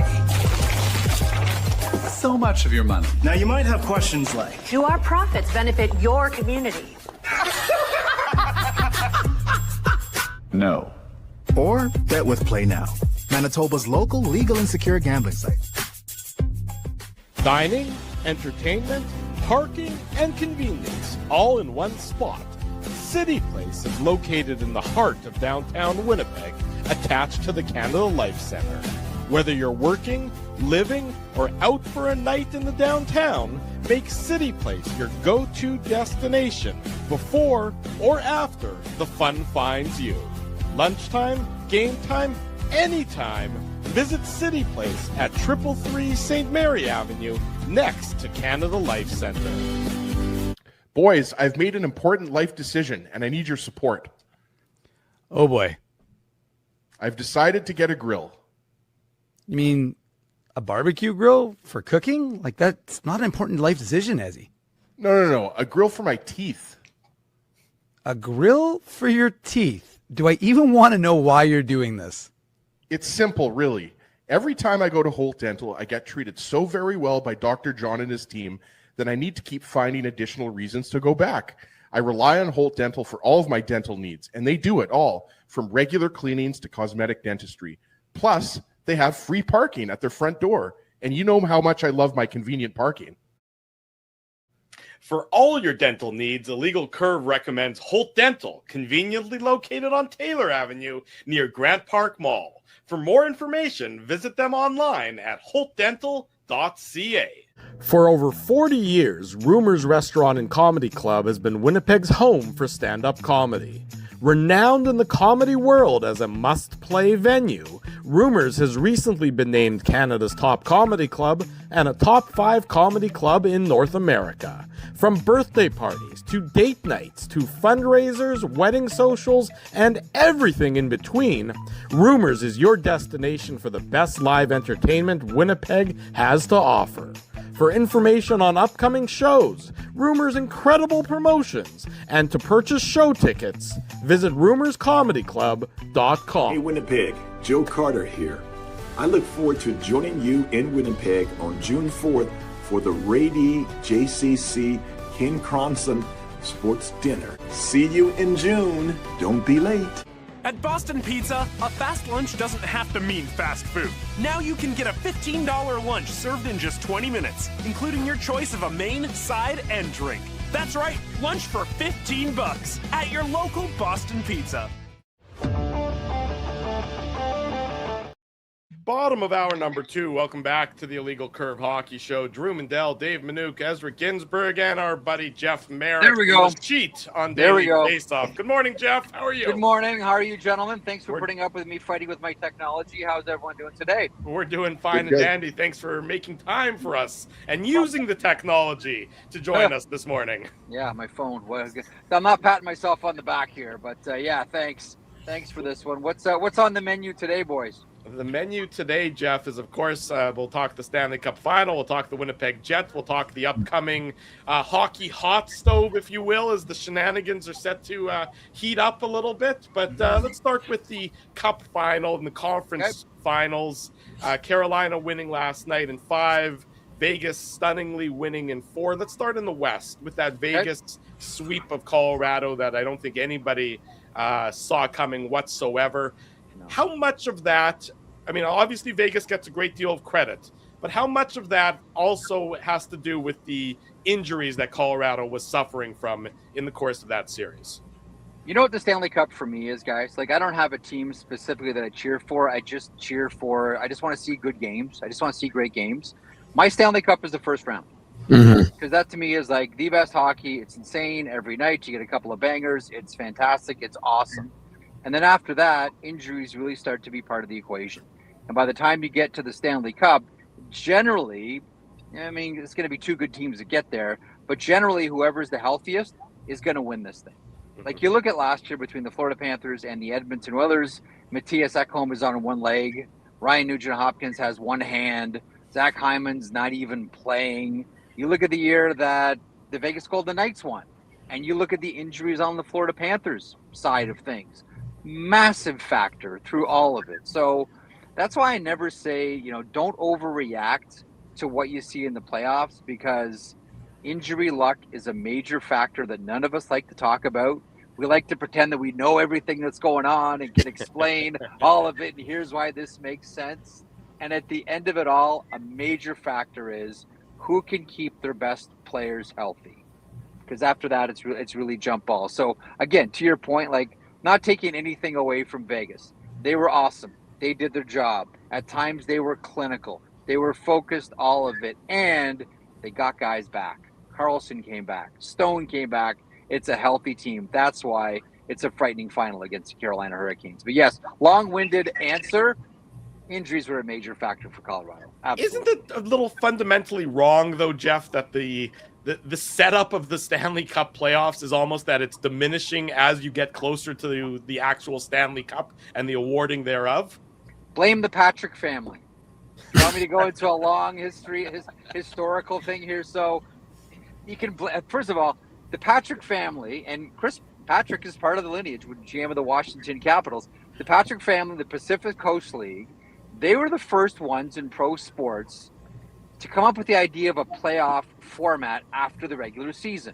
Until then, the champion of the league is whoever finished first after the regular season. That makes sense. But the Patrick family, who is always looking for a way to squeeze a couple more bucks out, squeeze the beaver on the nickel till she squeals, trying to figure out a way to make a couple of more bucks, came up with this idea of a mini tournament after the regular season. So there was the regular season and those champions, and then a mini tournament afterwards. Bluntly, it was a cash grab. And when you really think about it, the champions of any league should be whoever's in first place at the end of the regular season. Really, when it comes down to it. And then there's this secondary tournament that we attach to it, which in some ways, in our own minds, disqualifies the 82 games that we just saw. And now we focus on this mini tournament where, to your point, it's diminishing returns, as by the end of it, both teams look like Civil War soldiers with their heads all bandaged up, coming back to base camp to then, retreat and all go home. Anyway, that's my little historical soliloquy here. Like, I've always been of the mind that we completely devalue the regular season. Mm-hmm. I think the regular season should really mean a lot more than it does. I know, nobody wants the President's Trophy and nobody wants the conference titles. They just want the Stanley Cup and all that. I can understand the conference titles, but to me, the regular season's massive. At the end of 82 games, you're number one. That's a huge story. It's a huge story for me. Yeah, no, absolutely. You don't have to tell Jets fans that, Jeff. We've gone from a President's Trophy winning team to an 82-point team. So there's been a bit of a drop, but just sticking with the Stanley Cup final, and you mentioned the Carolina Hurricanes. Yeah. I can't remember, by the way, a team in recent memory getting to the Stanley Cup final having only lost one game. I think you'd have to go back quite a ways. Maybe Drew or Dave, can remember this, but like Penguins in the 90s. Did they get there? Yeah, they used to motor teams. Yeah, but it would be something like that far back, right, Jeff? And like, what I wanted to ask you is, how surprised have you been? I realize the Hurricanes are a very deep team, both on forward and defense, but how surprised have you been that it's not Aho, Svechnikov, Jarvis that has been leading the way? It's been Stankoven and Blake, Taylor Hall, Jordan Stahl. Like it's really been a complete team effort, and they're getting contributions all up and down the lineup.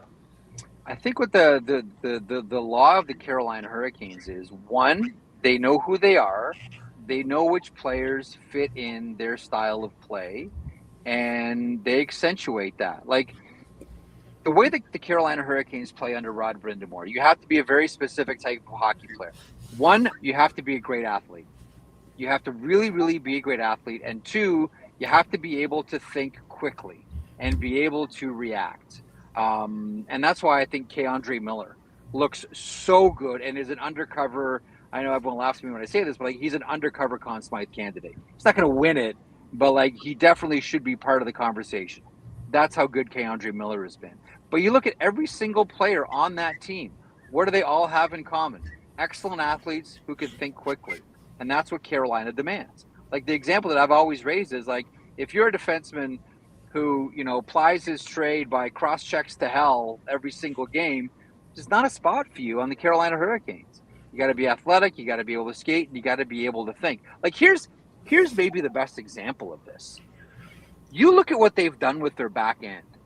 Like if I told you there's a team in the NHL that let go of Dougie Hamilton and Brady Shea and Brett Pesce and Brent Burns and Dmitry Orlov, you'd look at me and go like, wow, I bet their blue line looks awful now. They have the best blue line in the entire NHL. And this is the wink at Eric Tulsky. And I love managers like this. Eric Tulsky's not scared to lose players because in his mind, his challenge as a general manager is finding someone that can replace Brett Pesce. Because the guys are out there. It's his job to who can replace Brady Shea? Who can replace all of these guys?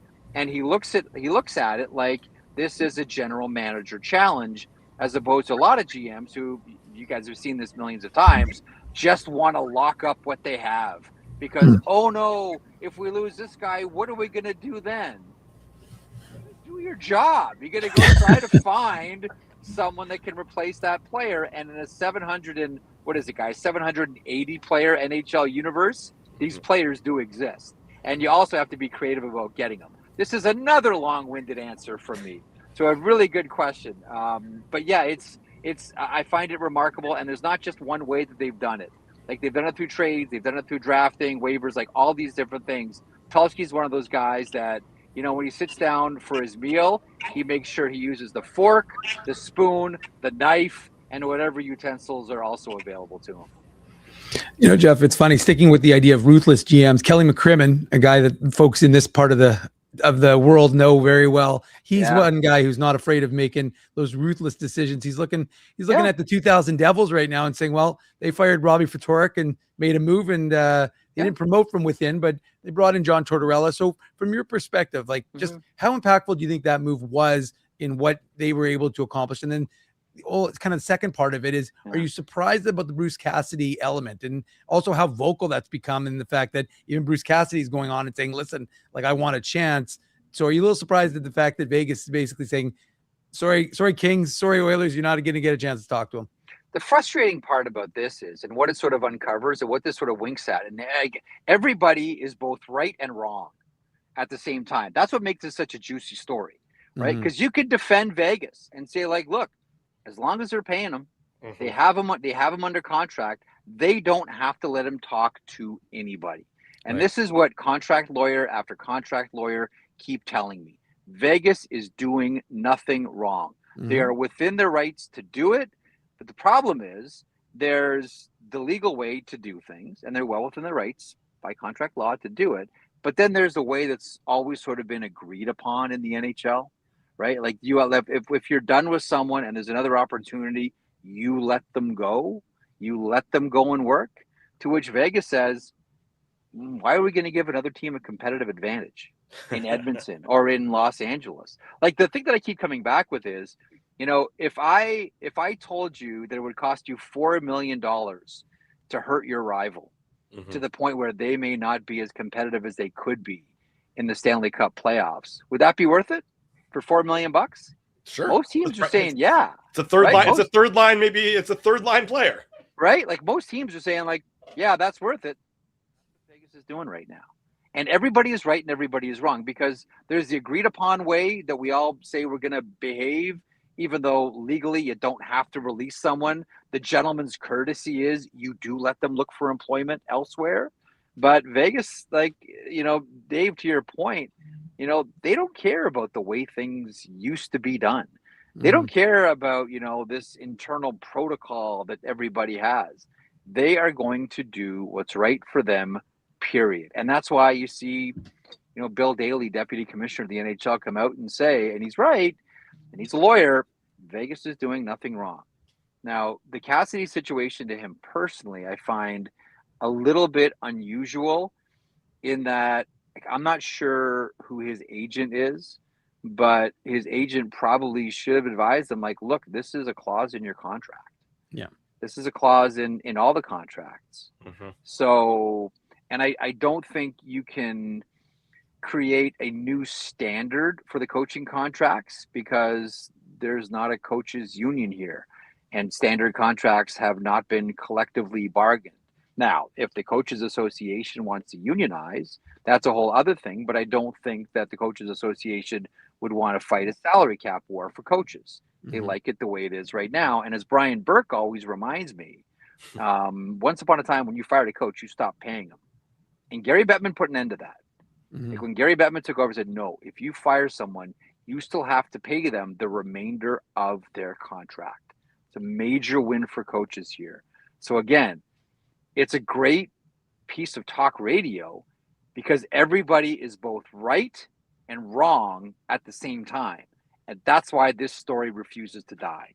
And it won't die until either Cassidy's contract expires or they let him talk to someone and he gets hired somewhere else.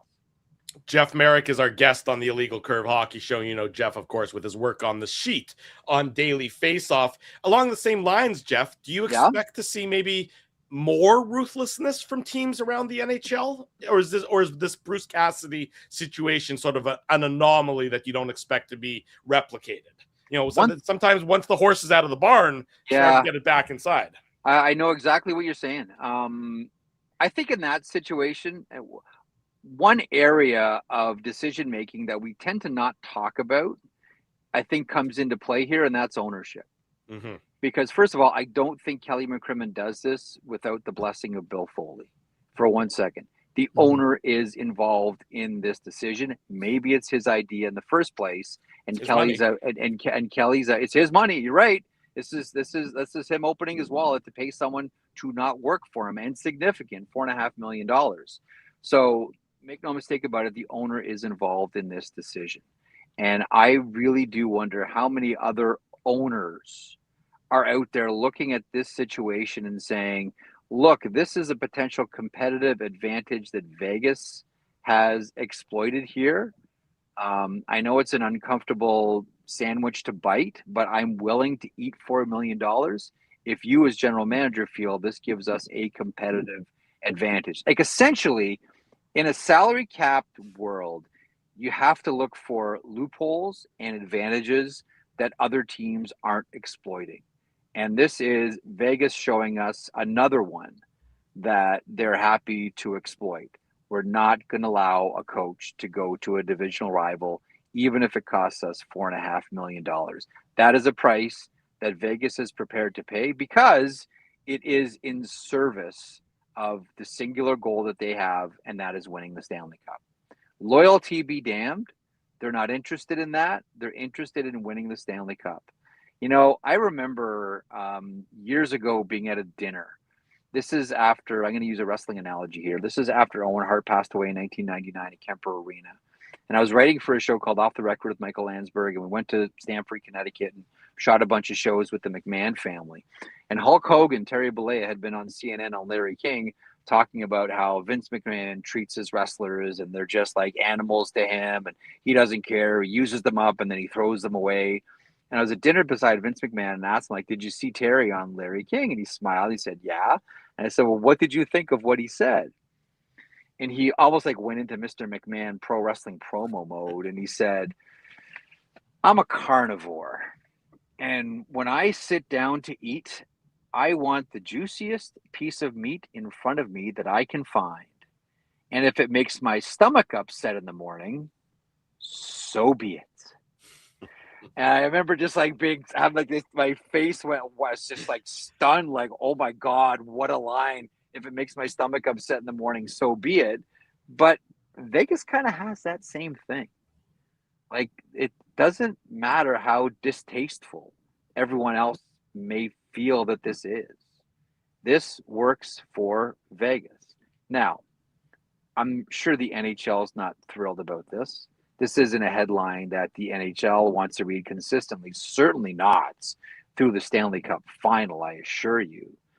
And although I don't think anyone in the NHL, for obvious reasons, will come out and say anything negative about how the league feels about Vegas, but the league does a lot of things for teams, whether it's all-star weekends, whether it's drafts, whether it's like all these different outdoor games, like all these tent pole cookies that the NHL gives to certain markets. That's the one thing that I think Vegas needs to keep in the back of their mind. You could do things just for yourself in service of the Stanley Cup, and that's cool. But the NHL doesn't have to let you play in the bonus playground. And I think if you're Vegas, and considering how much of a great city Vegas is for a lot of these events, that might be something that Vegas wants to keep in the back of their mind. Because I'm not sure that the NHL wants to go too deep into the cookie jar here, given the relationship right now between the league and the team. That's what I assume. Jeff, we wanted to ask you about the Toronto Maple Leafs coaching search, because it looked like Jay Woodcroft was maybe going to be an option for the Leafs. You're hearing, I've heard, I'm sure you've heard this too, David Carl, but I mean, you're obviously a lot more connected than we are. And we wanted to ask you kind of what you've been hearing lately about the Leafs coaching search, because from here in Winnipeg, it seems like the Leafs aren't close at all to hiring a coach. Doesn't seem that way right now. I'll tell you what, and I don't think this is for a head coaching position, but I really do wonder about what happens with Jussi Ahokas. Now, your viewers and listeners may not be familiar with that name. He's a Finnish coach. He's a CHL Coach of the Year, coaches with the Kitchener Rangers. They're in the Memorial Cup final Sunday afternoon in Kelowna, facing off against Everett. He's widely considered to be one of, if perhaps the best junior coach in the country. Really progressive thinker, players guy. Like you listen to the Kitchener Rangers team talk about Jussi Ahokas, they're singing they're creating a symphony for this guy. So I don't think he's long for junior hockey. Is it a transition to the American League? Is it as an assistant in the NHL? I don't think it's jumping right into a head coaching position. But when you look at how John Chayka thinks, I wonder if Jussi Ahokas could be involved with the Maple Leafs in some capacity after Sunday when the Memorial Cup is done. I still think that Jay Woodcroft is an option for the Toronto Maple Leafs. I think that they are probably like it's an interesting issue here, because it looks like they're gonna take one more swing at this thing next year with Austin Matthews, William Nylander, John Tavares, etc. Looking back on the season and saying health was the ultimate wild card and we didn't have it. But if that doesn't work next season, it's 2 years out of the playoffs. What do you do then? David Carl is a really interesting name, but he would be a rookie coach. And I think you have to be, because his name's been attached to Colorado too, for the obvious Denver association. And we don't know what's going to happen with the coaching situation there. I always maintain, like, when you have the injuries that Colorado had, like, don't overreact. And I think that firing Jared Bednar would be an overreaction, but we'll see where that goes. As a rookie coach, you're walking in there, and it would be a difficult but not impossible one to try to sell Austin Matthews, William Nylander, John Tavares, Morgan Riley, if he's still there, et cetera, on the idea that he can get this team back to the level that they were before, when they were making the playoffs and were considered at times to be a candidate for the Stanley Cup, given that he's got zero track record in the NHL. It's a real gamble. Having said that, I don't think they've closed the door on David Carl at all. You know, Jeff, you mentioned the Memorial Cup, and we know you're a big fan of CHL hockey. So from your perspective, just How do you feel about this whole? I mean, obviously, there's a lot of transition between the CHL, NCAA. Are you liking the fact that guys are taking that opportunity to? We saw Carson Carroll is moving over to UND.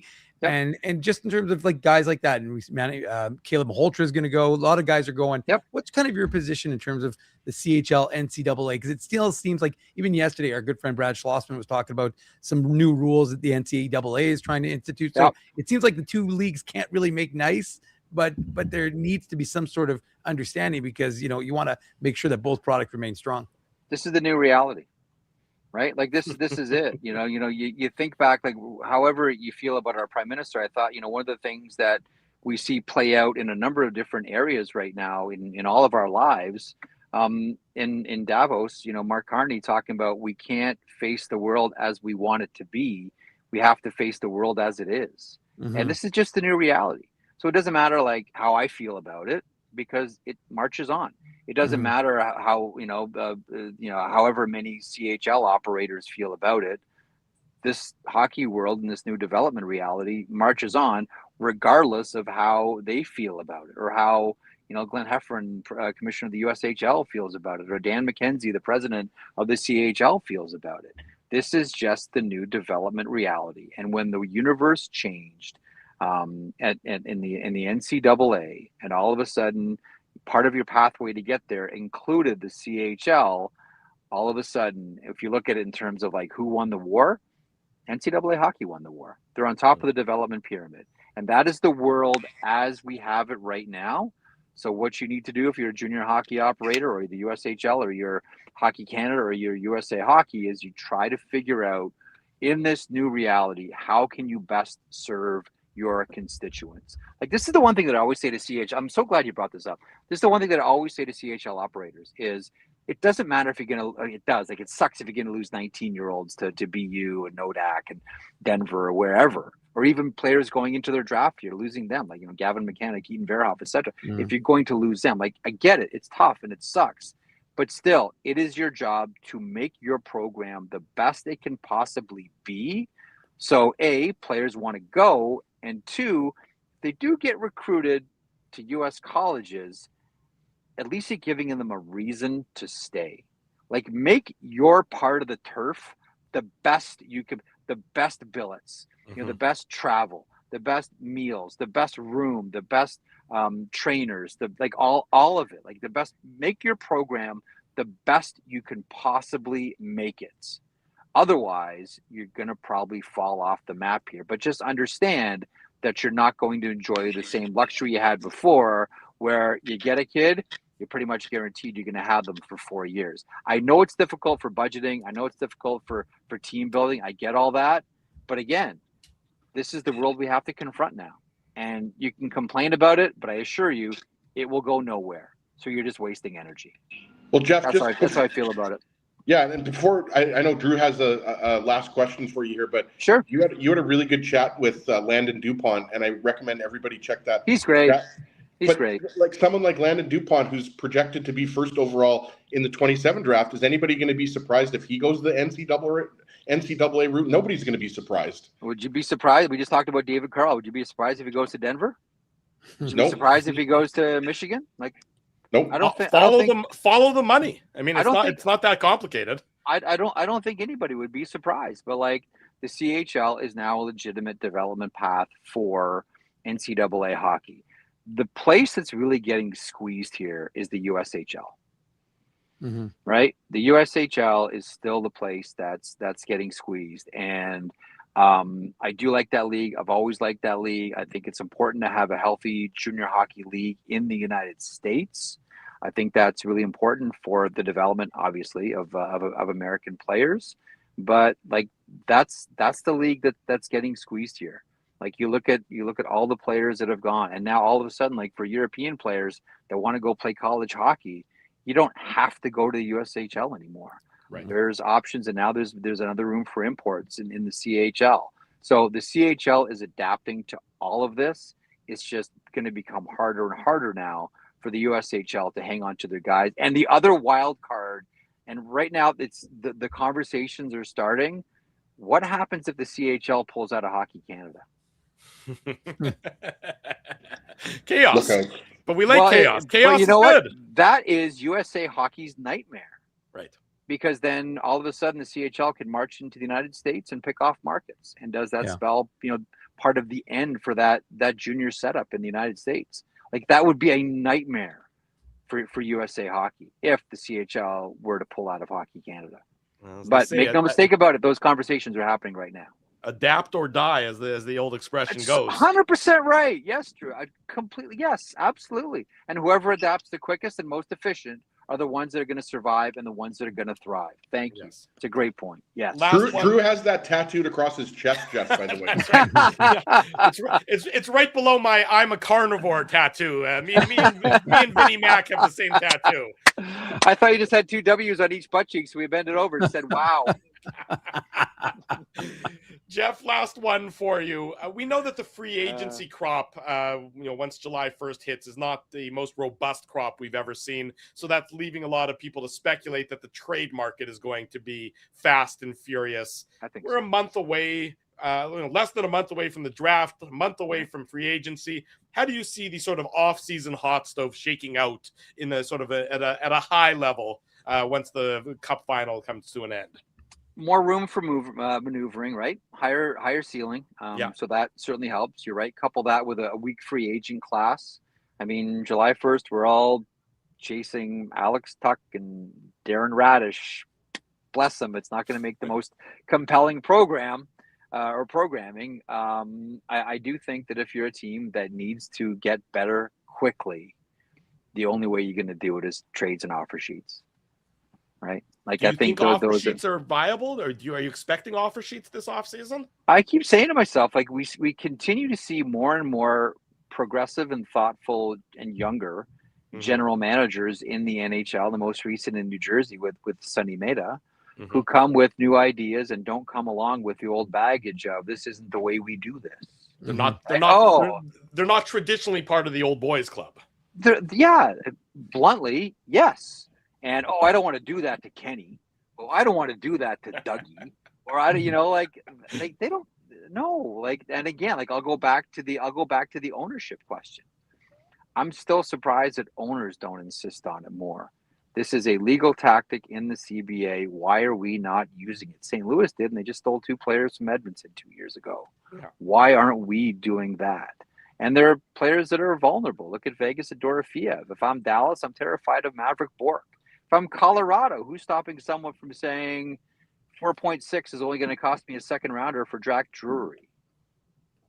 There's a lot of intriguing names out there, and names that could get picked off. And again, if you're a team that needs to get back into the playoffs or wants to cement a playoff spot because of pressures from around them, I think you have to use every single element at your disposal. And the only way to lurch your program forward right now, outside of internal development, is by way of trades. And that's why I still maintain one of the most interesting teams to watch is going to be Chicago.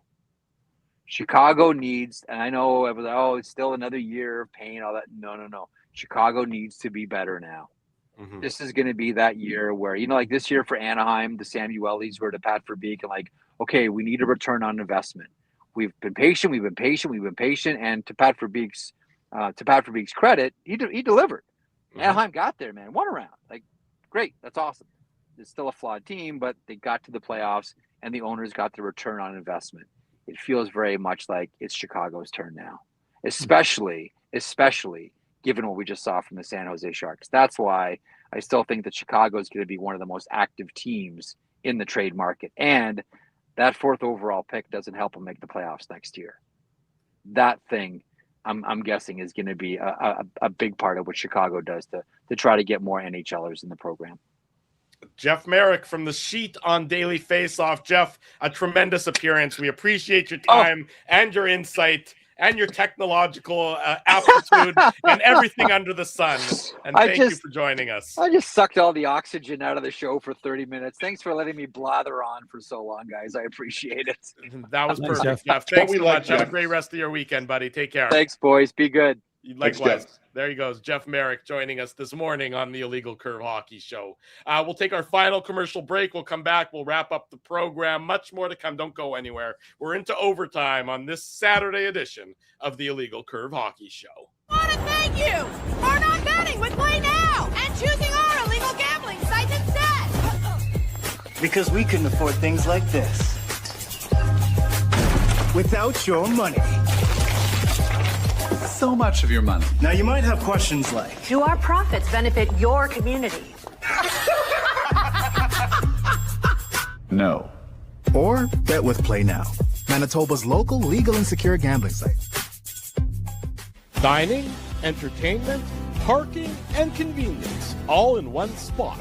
City Place is located in the heart of downtown Winnipeg, attached to the Canada Life Centre. Whether you're working, living, or out for a night in the downtown, make City Place your go-to destination before or after the fun finds you. Lunchtime, game time, anytime. Visit City Place at 333 St. Mary Avenue, next to Canada Life Centre. Boys, I've made an important life decision, and I need your support. Oh boy. I've decided to get a grill. You mean a barbecue grill for cooking? Like, that's not an important life decision, Ezzy. No. A grill for my teeth. A grill for your teeth? Do I even want to know why you're doing this? It's simple, really. Every time I go to Holt Dental, I get treated so very well by Dr. John and his team that I need to keep finding additional reasons to go back. I rely on Holt Dental for all of my dental needs, and they do it all, from regular cleanings to cosmetic dentistry. Plus, they have free parking at their front door, and you know how much I love my convenient parking. For all your dental needs, Illegal Curve recommends Holt Dental, conveniently located on Taylor Avenue near Grant Park Mall. For more information, visit them online at holtdental.ca. For over 40 years, Rumors Restaurant and Comedy Club has been Winnipeg's home for stand-up comedy. Renowned in the comedy world as a must-play venue, Rumors has recently been named Canada's top comedy club and a top 5 comedy club in North America. From birthday parties to date nights to fundraisers, wedding socials, and everything in between, Rumors is your destination for the best live entertainment Winnipeg has to offer. For information on upcoming shows, Rumors' incredible promotions, and to purchase show tickets, visit rumorscomedyclub.com. Hey Winnipeg, Joe Carter here. I look forward to joining you in Winnipeg on June 4th for the Rady JCC Ken Cronson Sports Dinner. See you in June. Don't be late. At Boston Pizza, a fast lunch doesn't have to mean fast food. Now you can get a $15 lunch served in just 20 minutes, including your choice of a main, side, and drink. That's right, lunch for $15 at your local Boston Pizza.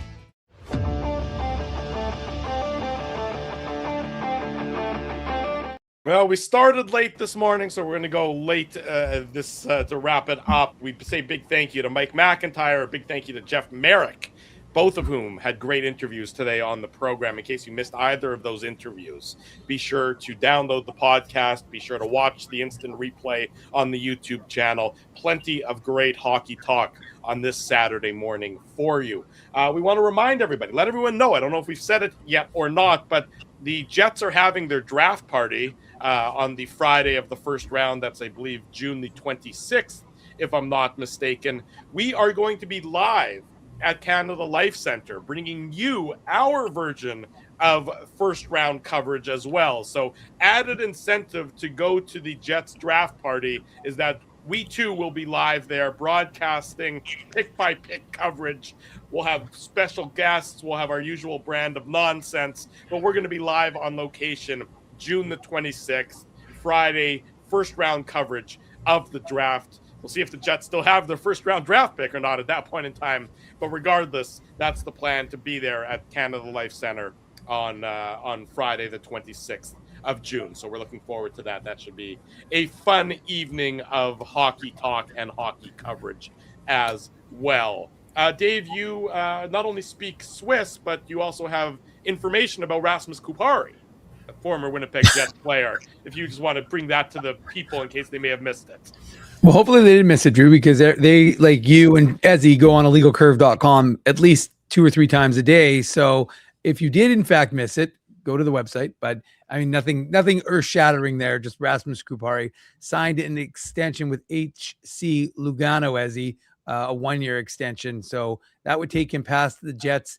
The Jets control his right till next year, 27, and his contract will run till 28. So that would, for all intents and purposes, suggest that he is done with Winnipeg Jets having control. They still have to qualify him. He's an RFA this year, but suspect they will just to maintain the asset. And then I suspect that Rasmus Kupari will maintain his spot in Switzerland as he and stay there and probably carve out a pretty good career over in Europe. There you go, Dave M. with the latest on that. We say thank you to everybody for joining us this morning here on the Illegal Curve Hockey Show. Switzerland, by the way, beat Norway. So the Switzerland will meet the winner of Canada-Finland for the World Hockey Championship. They were undefeated, weren't they? I don't think they lost in the Swiss. I don't believe they have. I think they've had an incredible run. Of course, Dan and Kevin have been there chronicling the entire tournament. So I think at some point in time, we'll get them back onto the North American seas or North American landmass after they're done with the tournament. But great job, of course, by Dan and Kevin in broadcasting so many games in such a short period of time. It's a marathon. I think they're actually up to like 450 games that they've broadcasted at the World Hockey Championship, Drew. It's about that. It's an incredible amount of work that they do with the number of games that are played in the round robin setup that they have.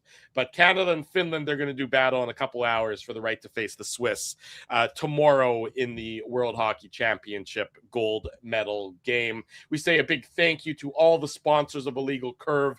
They make this show, the post-game show, the website a possibility. Our friends at Play Now, they're our title sponsor. We thank them. Rumors Restaurant and Comedy Club, our buddy Dr. Jonathan Holt and Holt Dental, City Place, Wheatland Hockey, Boston Pizza, and of course the Rady JCC Sports Dinner, which is coming up this coming Thursday. So Joe Carter, Cito Gaston, Winnipeg's own Rod Black, they'll all be in town at the Rady JCC Sports Illegal Curve. Illegal Curve will be there too. I saw Rod Black has a new book out. Well, yes, he does. I think I saw that as well. So if you're at the dinner, you Called can ask Bigger Rod. and Blacker. What did you just say, Dave? It's called Bigger and Blacker. Good Lord Almighty. Support these fine businesses because of their continued support of Illegal Curve Hockey. If you haven't already done so, folks, smash the like button, subscribe to the channel, turn your notifications on, and be sure to join us next Saturday morning when we do it all again here on the Illegal Curve channel. For Dave Manouk, for Ezra Ginsburg, I'm your host, Drew Mandel. Thanks, everybody, for joining us. One last thing, my old alma mater, Gray Academy, they're competing in the Reach for the Top National Championships this weekend in Moncton, New Brunswick. So nice. A shout out to the students who are representing Gray Academy, representing Winnipeg, representing Manitoba on the national scene. So good luck to them in their battle for national supremacy in the world of Reach for the Top trivia. For all of us here, thanks for joining us. You always reach for the top, Drew. As he reaches for the Pringles. On the top.